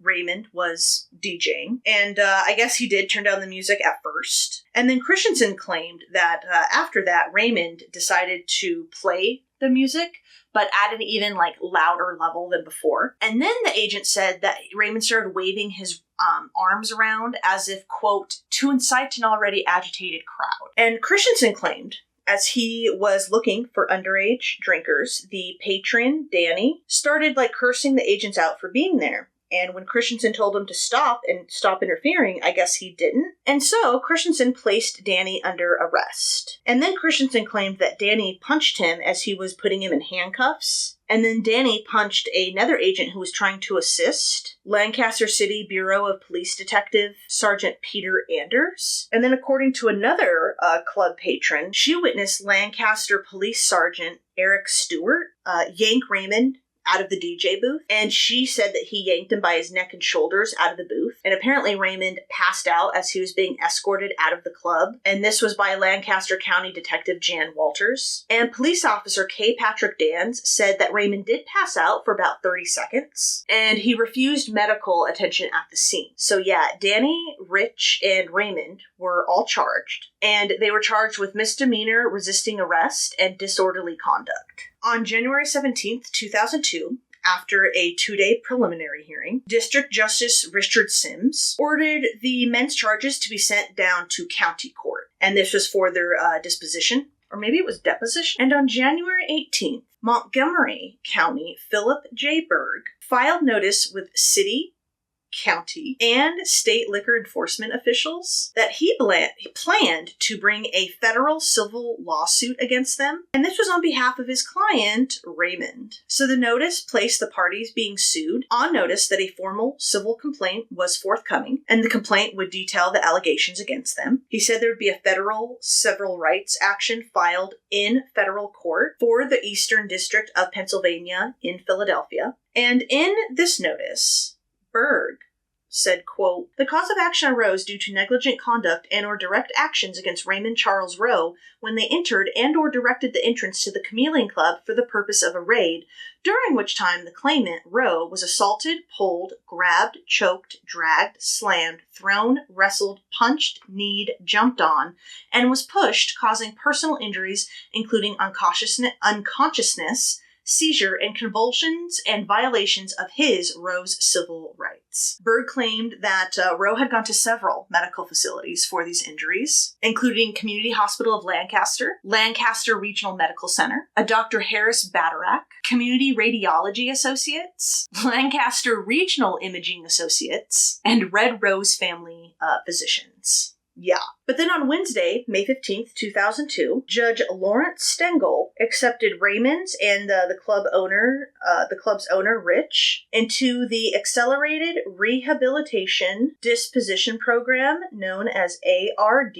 And the program stated that the 2 men could wipe the charges, get off on the charges, if they completed this court-ordered program. And this program included 50 hours of community service, a $600 fee plus court costs, and they were to be placed on probation for 1 year. And that's how they could dismiss their disorderly conduct charges, right, is going into this ARD program. And apparently both Raymond and Rich did complete this program. I don't know what happened to Danny. I couldn't find any information on him. And on Monday, July 21st, true to his word, Berg filed his federal civil lawsuit in U.S. District Court in Philadelphia, and this suit would end up being settled and dismissed in 2004. And it would end with the city paying Raymond $20,000. Although officially the city did not admit any wrongdoing, they stated they just settled to prevent further litigation. And jumping forward a few more years, in June of 2007, surprise, surprise, Raymond and Eunice divorced. And I'm not sure, about their relationship don't know. The only women who ever spoke out about the relationship with Raymond was Monica and Emily. And in January of 2013, so jumping ahead like a few years, Raymond got his 4th marriage license for his 4th marriage. And this was to a Ukrainian-born woman named Olena Mahmoud or Mahmoud. I found 2 different pronunciations for that. And at this point, right, Raymond's daughter Lisa was pretty grown, but Olena had a daughter from a previous marriage. And a friend, Jonaisa, I couldn't really find any pronunciations on that name, but it was Jonaisa Kirkman, owned Planned Perfection, which was a wedding planning service. And she planned Raymond and Olena's 2013 wedding. Apparently, she had known Raymond since like approximately 2008 or so, and she described him as a, quote, godly man. And Raymond would end up getting like a lot of contacts in the wedding industry because he DJ'd a lot of weddings. Olena then became the office manager of Freeze Entertainment, remember Raymond's company. Not sure exactly when he started that. Chris Ballantyne was a casual friend of Raymond's who had also met him around 2008 or so. I guess he once attended, this is so weird, he once attended an event where Raymond was talking about like juicing fruits and vegetables. And he said, quote, "It was a great evening. He shared the reasons why he got into juicing, discussed his faith, the business he'd been building." I thought that was weird. Chris said that he respected Raymond as a family man and someone who was doing good for his community. And yeah, Raymond was just continuing his DJ career. I don't know when his store finally shuttered or if he sold it or what. Couldn't find information on that. But at this point in time, he was DJing a lot of events, all right? Like weddings, dances, like all kinds of events. And he was actually DJing about 150 events per year. And like I said, yeah, this ranged from like weddings to proms to birthdays like Sweet 16s and other like milestone events. And he even did jobs outside of Lancaster. Like he did them in Philadelphia, New York, New Jersey. Yeah, so like he even did events like out of state. He occasionally also met celebrities as well, like occasionally posting photos of himself with celebs such as like Paris Hilton, Hulk Hogan, and Sean Paul on his socials. So yeah, he had really gained a reputation of being a DJ.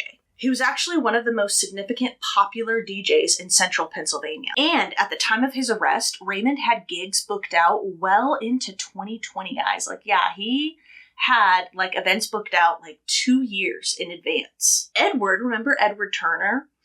He saw how Raymond had turned his life around. Because again, like Raymond was kind of like a local celebrity. And as you know, you just heard, like he had done lots of like news articles and stuff like that. And Edward, you know, was kind of impressed of how Raymond had turned his life around. And the two kind of reconnected via Facebook, that they were just like friends. We became friends again on Facebook, and I congratulated him for being successful. Though Edward did mention that Raymond never once thanked the Turners for trying to help him, never thanked Dorothy for taking him in or anything like that. And speaking of, you know, Raymond's socials, apparently in the like, I don't know, years, even months before his arrest, Raymond's social media posts kind of took on like a dark, like aggressive and like political tone. I mean, no surprise, he was an avid Trump supporter. Big shock. And it was especially after 2016 that his posts took a very dark, like right-wing conservative tone to them. And I guess it resulted in a lot of his followers and quote-unquote friends like unfollowing him. And in the hours after his arrest, all of his social media accounts were scrubbed. However, one band named Bill Dewan managed to grab a partial screenshot of one of Raymond's tweets, and it had been posted like hours before his arrest. I think the article said that like it had been posted like 5 hours before Raymond's arrest. And it is, like everything else, so full of projection. It said, quote, "My advice to the conservatives is stay alert, vigilant, and strapped. You never know what the unhinged left is up to. They have their own zero tolerance for losing. Mob instigators is what they are. They riot, protest, promote violence, and then it was like the ... like he didn't open the read more. But yeah, can I just say projection. Yeah.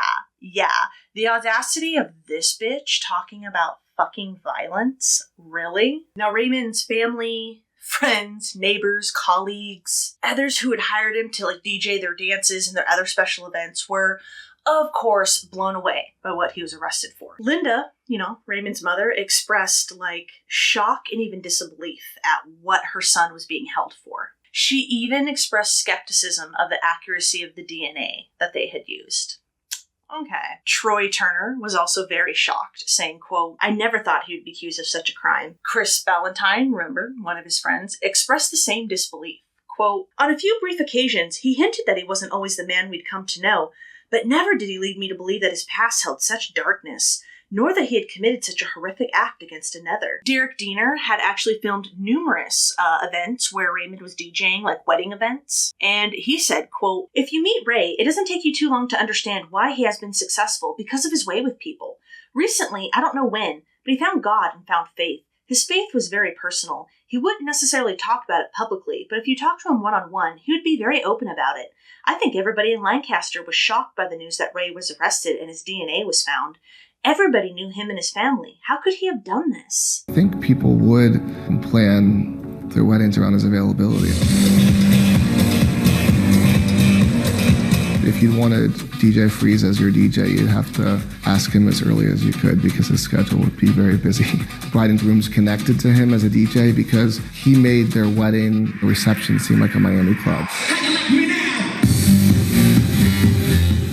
Watching Ray as a DJ was pretty incredible. I mean, he was very precise, very focused. He could really kind of build out music almost as a conductor would. Recently, I don't know when, but he found God and found faith. He wouldn't necessarily talk about it publicly, but if you talk to him one-on-one, he would be very open about it. I think everybody in Lancaster was shocked by the news that Ray was arrested and his DNA was found. Everybody knew him and his family. So remember the FBI profile? Definitely some things that were way off, right? Remember the profile said that he wouldn't want to be part of a crowd and wouldn't want to be the center of attention.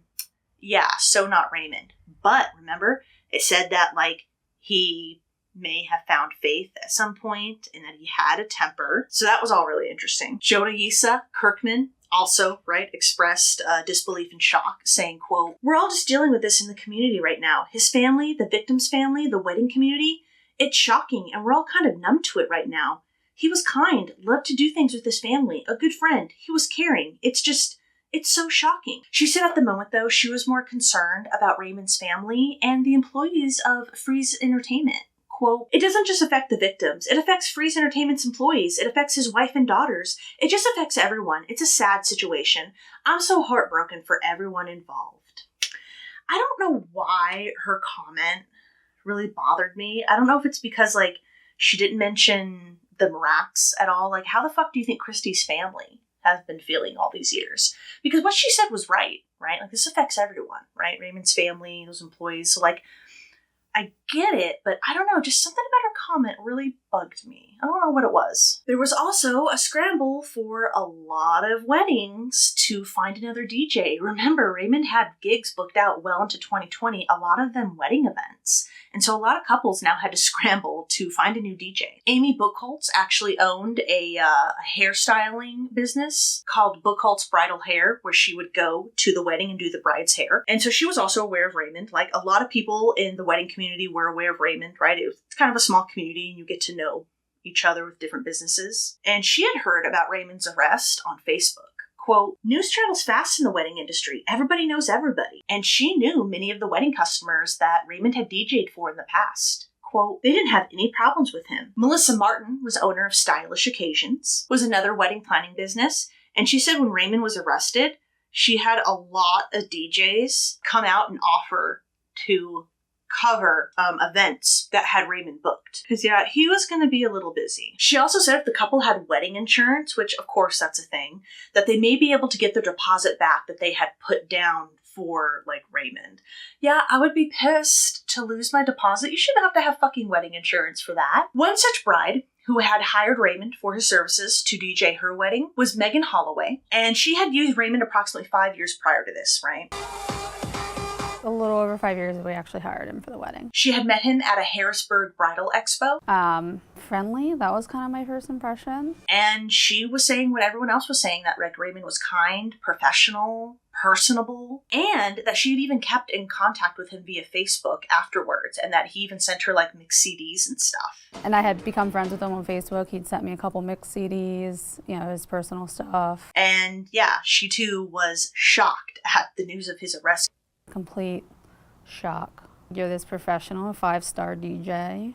He's been all over the world, and you never know. You don't. Can you imagine, guys? Like, can you imagine? Like, now you're just like, holy shit, we booked a murderer to DJ our wedding. That's wild. So like I mentioned earlier, right, Christy's friends certainly knew of DJ Freeze because, you know, he was one of the more popular DJs in the area after all. In fact, get this, guys, get this. Remember Chris Garreau? She was now Chris Walter. She said Raymond even attended her own church. He was the local DJ everyone wanted. He was the guy who went to the same church as me. Not just that, she was even more outraged because she had almost hired Raymond to DJ at her daughter's wedding. They were at, I think, a wedding expo, and she was talking to Raymond about his services. Yeah, and she was floored, and she truly believed that Raymond knew who she was. He was the guy I talked to when my daughter was planning her wedding. No. At a wedding expo.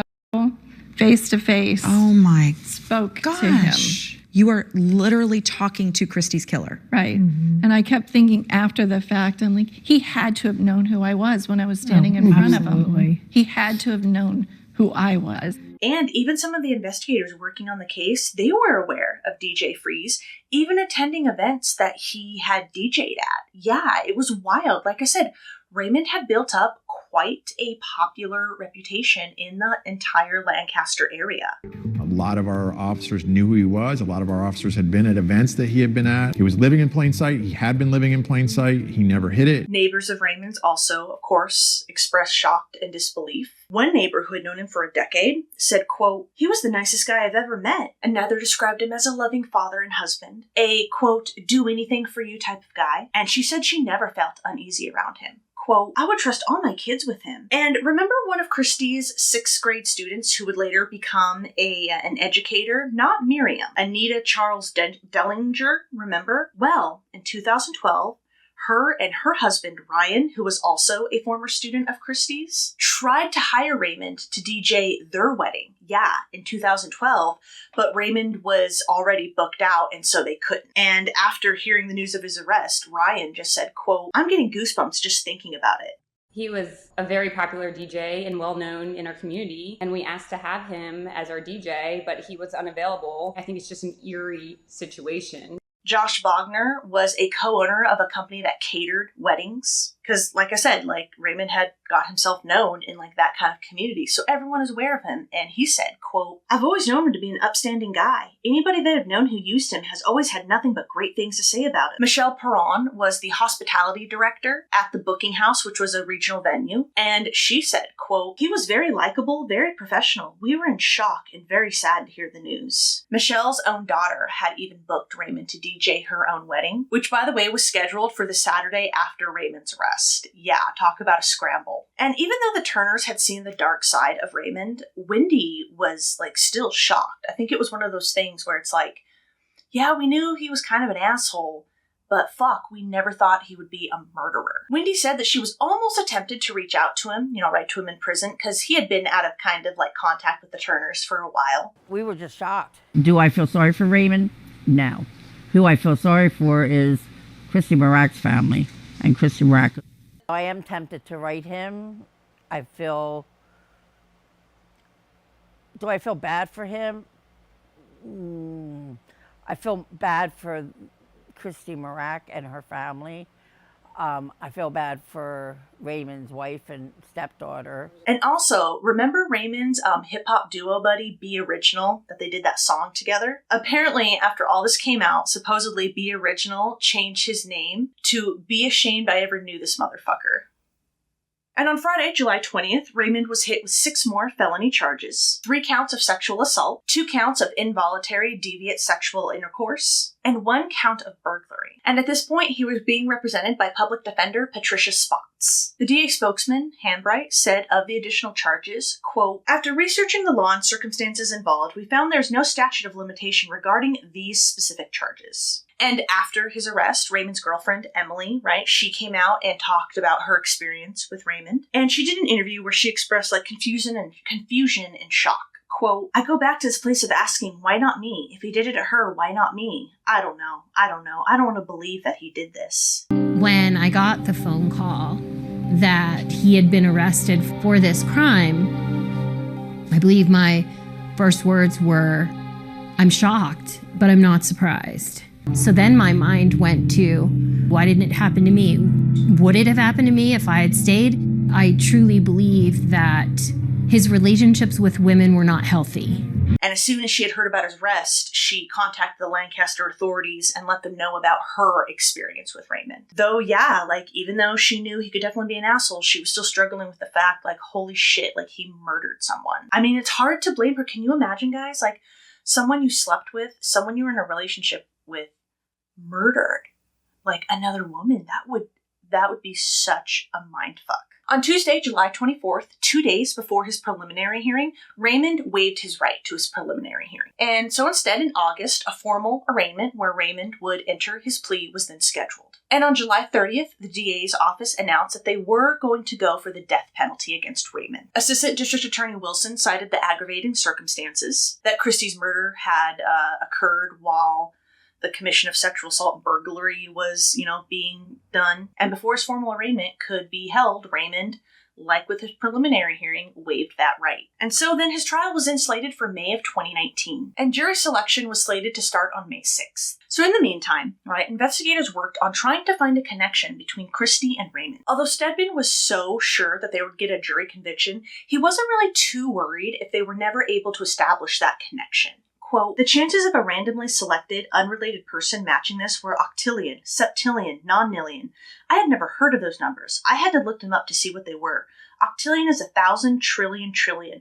I can't really conceive of that." Non-nillion, octillion, 1,000 trillion trillion, things like this. You can't even actually conceive of a number with 27 zeros or 30 zeros, which is what we ended up getting. Handbright said on Twitter that though a detailed explanation on a connection between Christy and Raymond, quote, "wasn't offered, this pass was found in Mirack's wallet. Row worked there as DJ Freeze at the time of her murder, and it was a ticket to the Chameleon Club. And so, yeah, it was more than likely that she had gone to the Chameleon Club at one point and Raymond saw her, and that could be the connection." Stedman certainly believed that Raymond and Christy had met Chameleon Club, especially with that ticket stub, and he theorized that maybe Raymond tried to hit on her and pick her up, right? And we know that Christy had no trouble saying "Nah, dude, I ain't interested, get away from me." And maybe that's what set Raymond off. He also believed that since Raymond worked a short way from Christy's apartment and that his route took him right by the complex, that he probably saw her on more than one occasion, so knew that she lived there, and her spurning him really bugged him. I think it was targeted. I think that she had encountered him at some event beforehand. My guess is had spurned him, and he saw her out there at that apartment at some point. We discovered that he worked very, very close proximity to where Christy's apartment was. Don't know.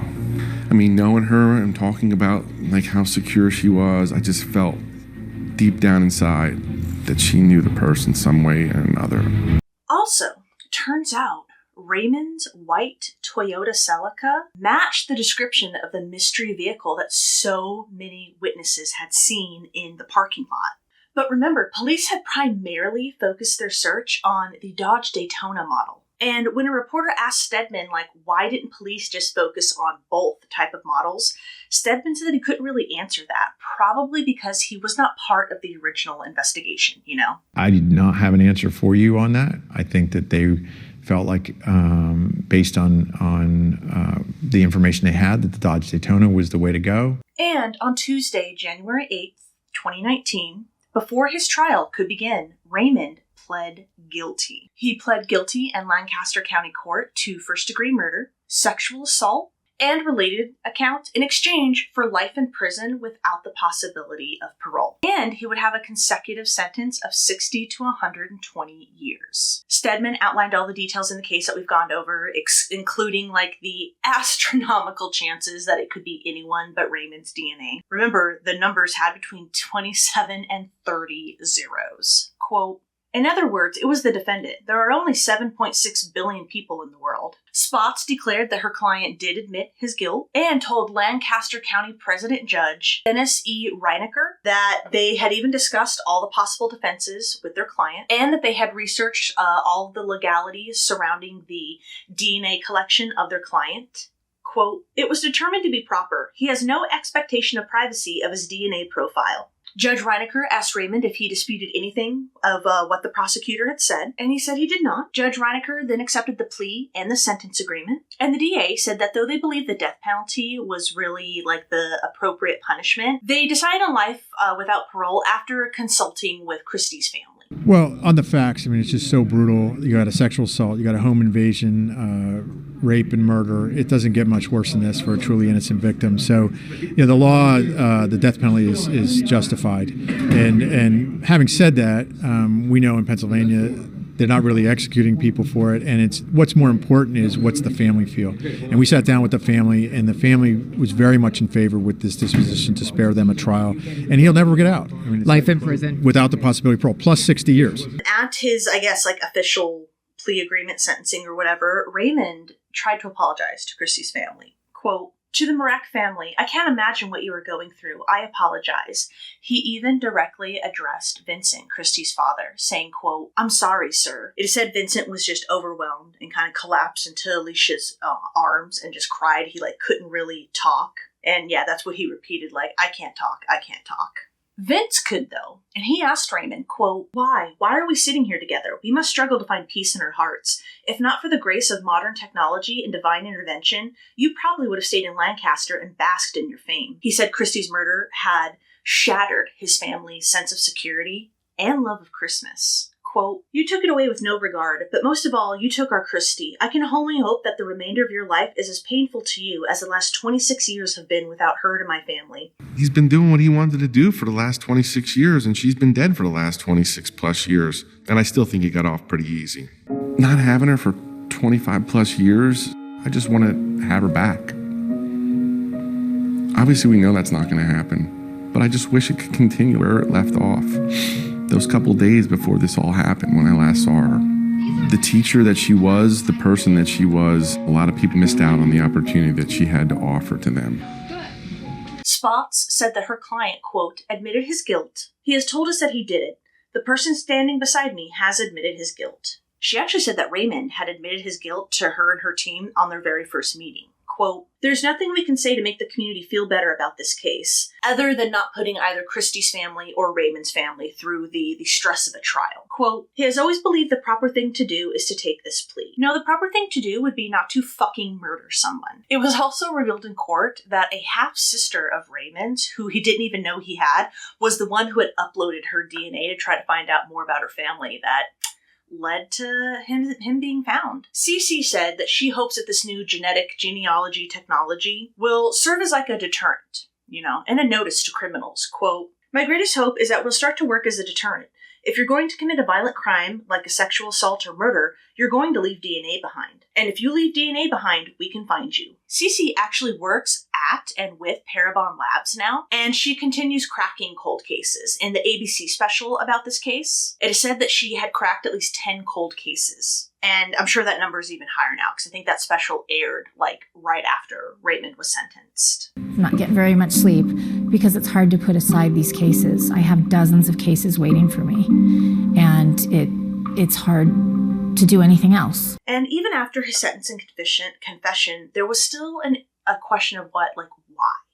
Why did he do this? And those who knew Christy and Raymond, they couldn't figure it out. Harry Goodman, remember, he was the principal, the one who found Christy. He just said, quote, we needed this. It's been a long 26 years. Why would he do this to such a wonderful person? You'd walk into her classroom and the kids were captivated. She taught with her heart.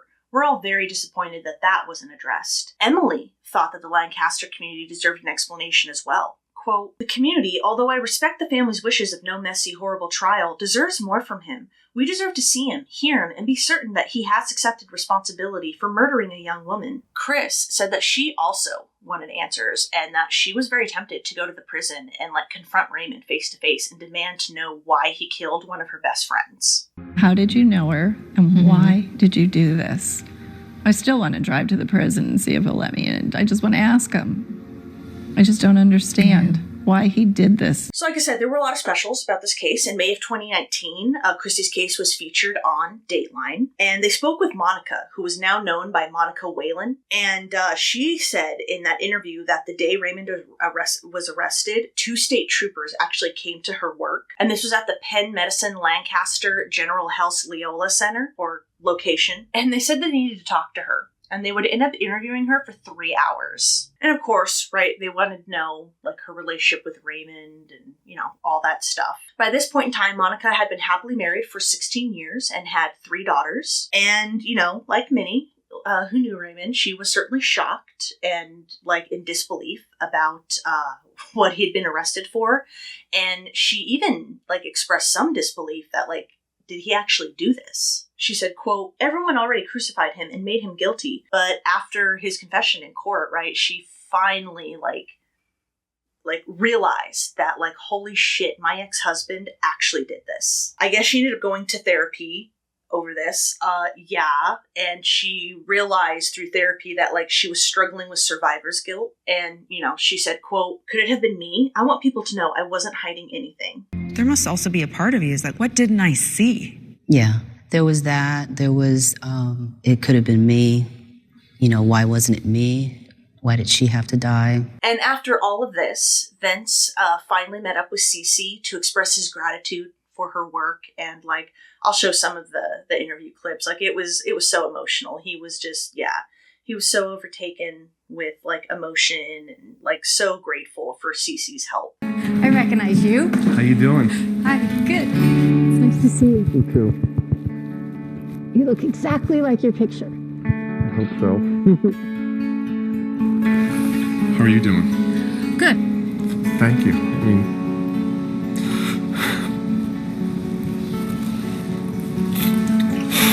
It's been such a long time.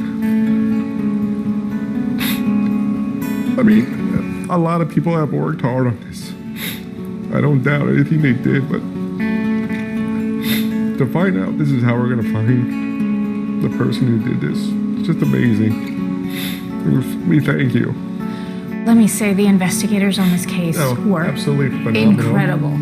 I was so impressed with them. They jumped through hoops. They care so much about this case, about you and your father and your sister and Christy. They were really good. I felt really drawn to Christy's case. She seemed like somebody that I would have liked. But then we're not done yet, guys. We're not done yet. Get this. On Thursday, August 27th, 2021, Raymond now wanted to back out of his plea deal, and he wanted his trial. He said he didn't actually kill Christy. In his Post-Conviction Relief Act, the PCRA, and this was a petition, right, that he submitted to the court, Raymond, get this, now claimed that he and Christy, quote, had a consensual sexual relationship and they had met in Miss Mirack's apartment before. On the morning of December 21st, 1992, Row arrived in the morning and was let into the apartment by Miss Mirack. They engaged in voluntary sexual intercourse. Row did not bludgeon, attack, strangle, or sexually assault Miss Mirack. She was alive and uninjured when he left. Yeah, what a fucking cunt. Raymond now said that the two met while he was DJing at the Chameleon Club. She claimed that she came up to his DJ booth, and after a couple of months of kind of casually knowing each other, they ended up having sex in his car. He claimed that they talked multiple times, which led up to the sex in his car, and that they had sex together twice in Christy's apartment when no one was around. And this included the day she was murdered.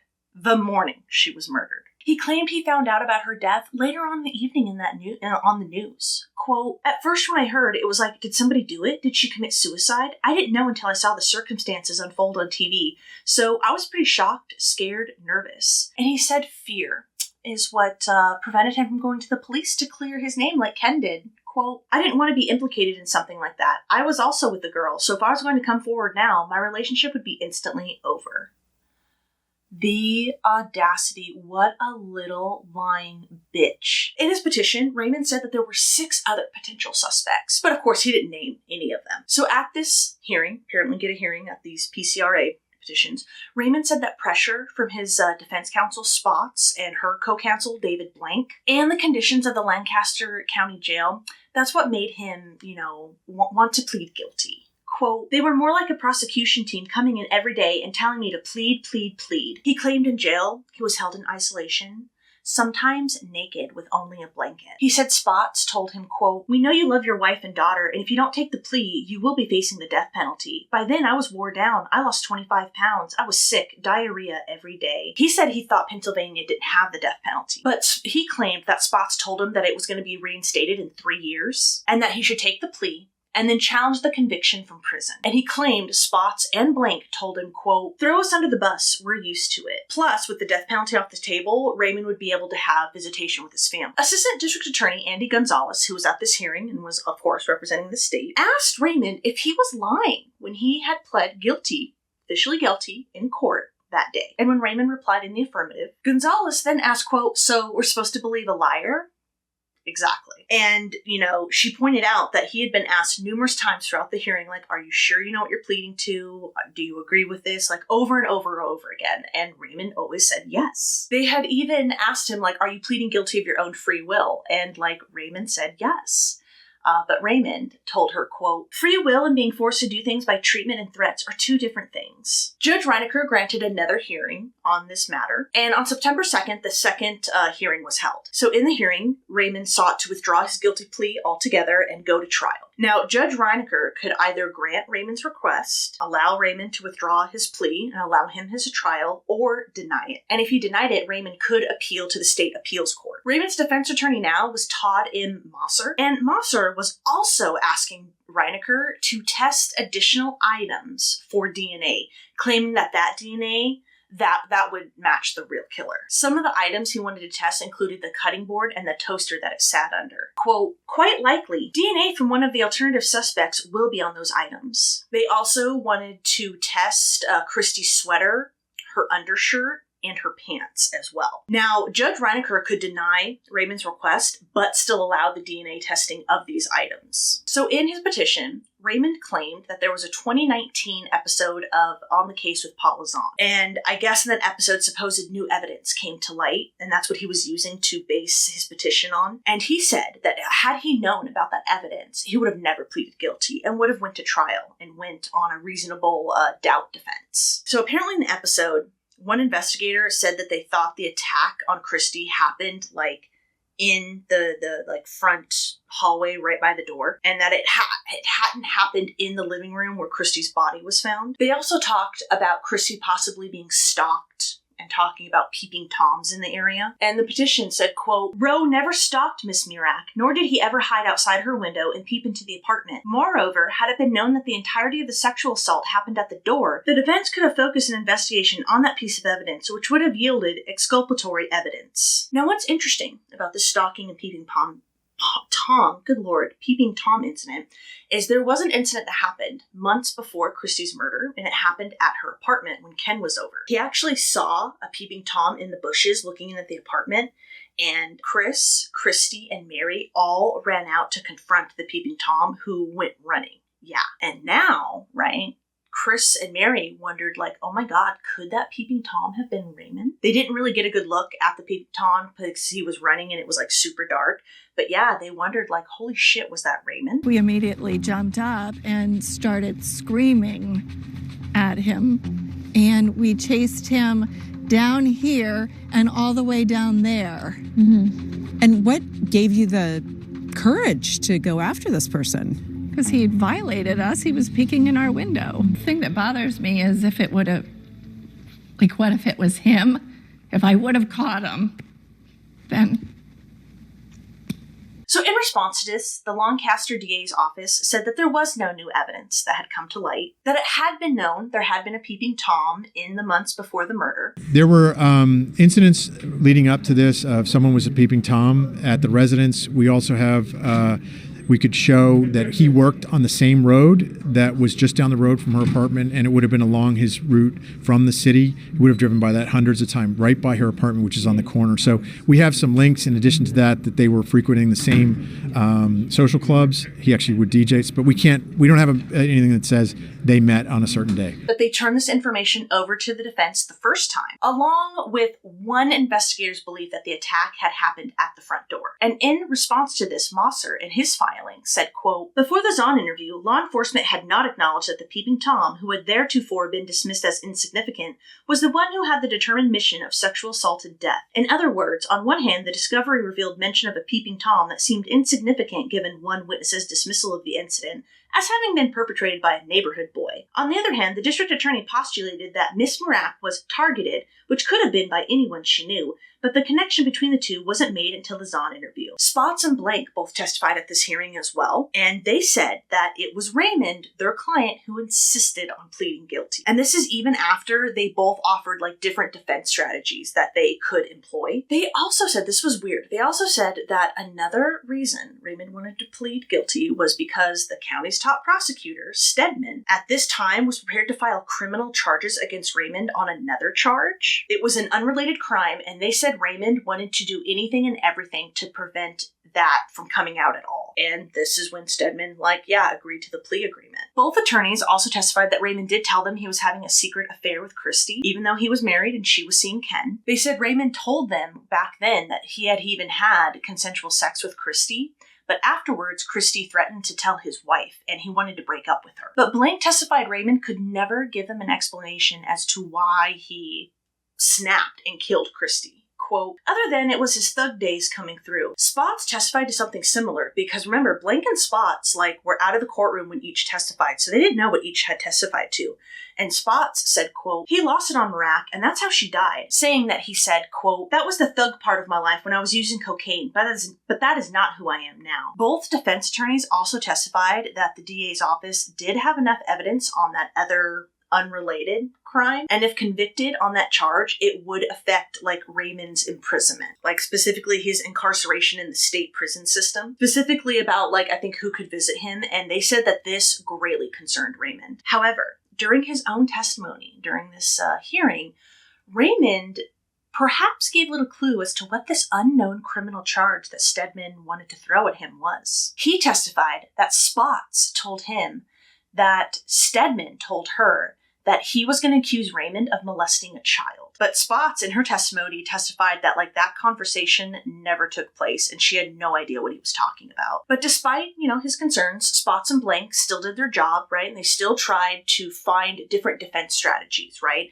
They couldn't put him on the stand, obviously, since he, confessed to them. But they were trying to find, do their job, right? Get the best outcome possible for their client. They researched things such as a crime of passion, third-degree murder. But the big problem was that Raymond could not give them one person who could corroborate his consensual relationship with Christy. Blank testified, quote, "Confession is irrelevant. The Commonwealth has to prove it." But he, conceded that the evidence was not in the defense's favor. Under questioning by Mosser, Blank admitted that there wasn't really any evidence of sexual trauma. Quote, "But consensual sex really doesn't seem compatible with the beating this woman suffered." He said Raymond was not at all helpful to the defense, and this was when they were trying to pursue alternatives to him pleading guilty or something, but Raymond was not cooperative or helpful at all. He even refused to look at the documents, the crime scene photos, or anything. Quote, "I've never experienced it. Mr. Rowe didn't want to look at it." And this included, autopsy reports,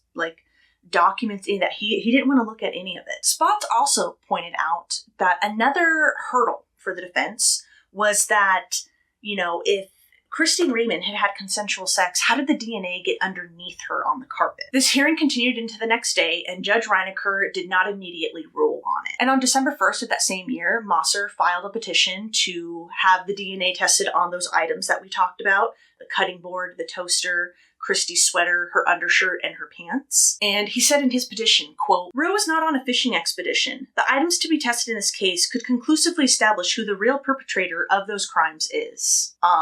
Now, Raymond's request to withdraw his guilty plea was not part of this filing in this petition, and legal experts were saying that this suggested a change in defense, a change in strategy for the defense. Quote, if that testing comes back favorable, then we seek to withdraw his plea. Law enforcement developed several much more plausible suspects than Row, but erroneously ruled them out because their semen was not found at the scene. To find the true perpetrator, the items touched in the commission of the assault and strangulation should have been tested.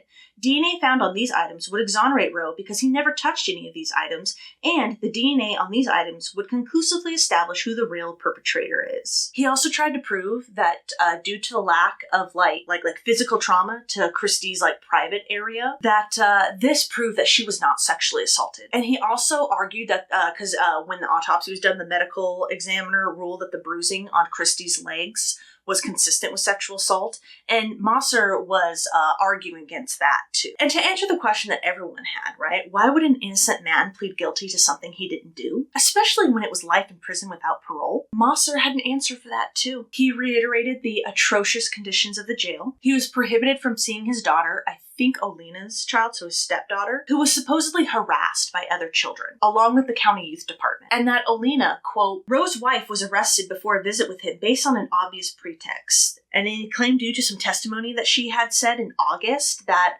authorities thought maybe she was suicidal and wanted to involuntarily commit her, which she denied. He reiterated everything we've said about the mystery charge and supposedly being battered by his defense attorneys. Quote, Row was threatened with new unrelated charges that would place his physical safety in jeopardy. It is wrong to think that anyone's decision-making process under these circumstances would not be impaired. And on December 10th, Gonzalez filed a response to Mosser's petition. And she said no reasonable person would ever believe that Raymond had consensual sex with Christy, saying his, quote, claims of a consensual sexual relationship are simply unbelievable. Any reasonable juror examining all of the evidence would determine that he sexually assaulted and murdered Christy Mirack. The physical evidence showed that Miss Mirack was the victim of a sudden and violent sexual assault that ultimately led to her death, rather than involved in consensual sex before being separately attacked and murdered at the exact same location she had sexual intercourse. She also pointed out legal technicalities like Raymond's petition, or his challenge rather, had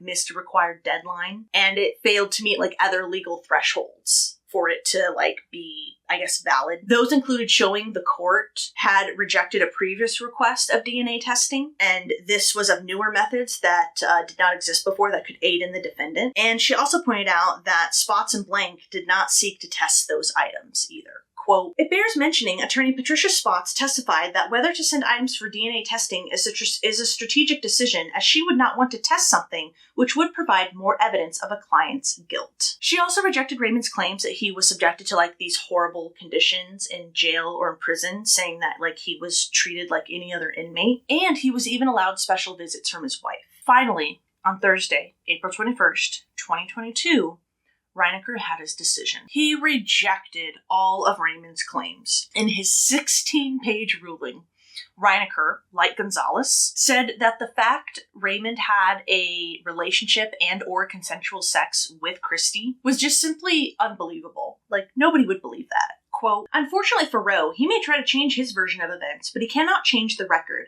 Unlike the petitioner, the record does not lie. This court is unable to fathom that someone else entered the home between the hours of 7 a.m. and between the time frame of 7:10 a.m. to 7:20 a.m., found the victim without her clothes on, covered in semen, and murdered her without leaving any additional DNA on her body. He also didn't see the point in testing these additional items, saying that the defense, quote, failed to provide any evidentiary basis that would lead the court to believe an alternative suspect's DNA would be found.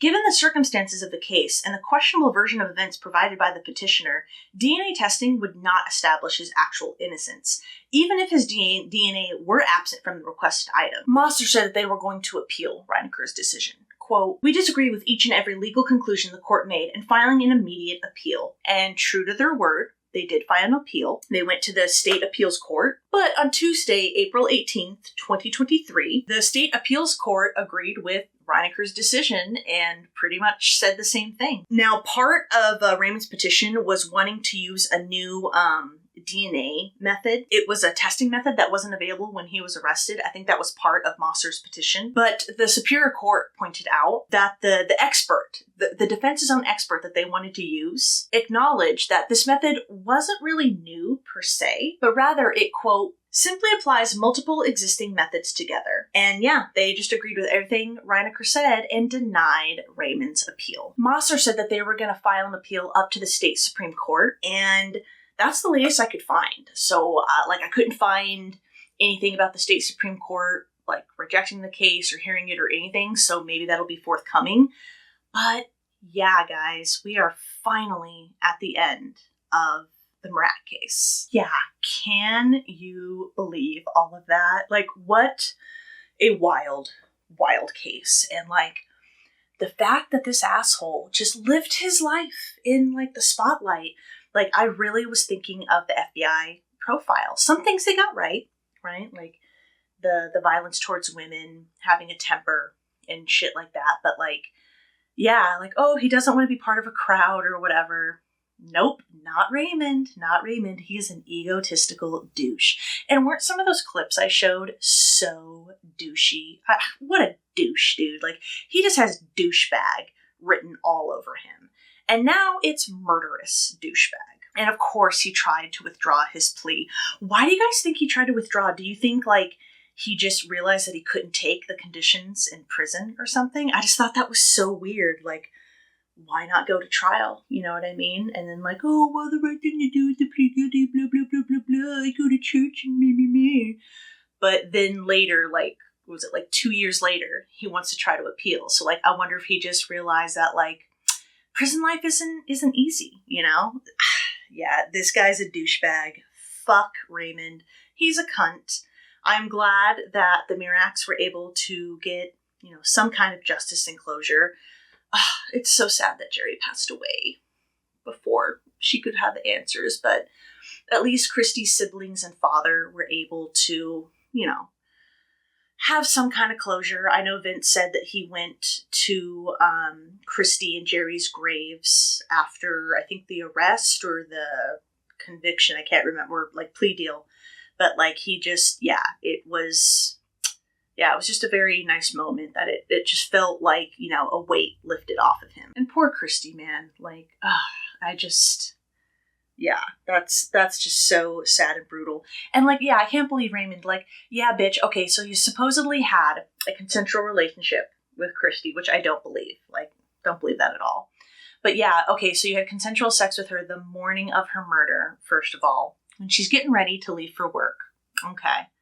And someone came in the 10 to 20 minutes after you left and sexually assaulted her and murdered her. Bro, come on. Come up with a better story than that. What a little bitch. Yeah, I guess that will do it with the Christy Mirack case. Yeah, that was a wild one. And so long, man. So long. These new DNA methods, they're wild, right? Well, I'll go ahead and let you go. You've heard me yapping quite enough. Plus, my baby's kicking hard, so I think he's had enough too. I will be back in 2 weeks with our final case, guys. It's a final two-parter, so there's still 2 more videos. But yeah, we'll get to our final case. It's a requested case. It's been requested for a while. And yes, I saw, but guys, sometimes the cases you suggest me, they take a lot of research because I want to get as much research in as I can, so it takes me some time, but I got you eventually. So until we meet again, I hope you take care of yourself out there. Remember, don't be a dick. Don't be an unjustifiable dick. Leave a little sparkle wherever you go. And if you still want a true crime fix, I will be having another crime dip next Wednesday. If not, I will see you 2 weeks from today for our final case, part 1 of our final case. Alrighty, guys. Yeah, I think that's everything I wanted to say. I will see you next time. Bye-bye.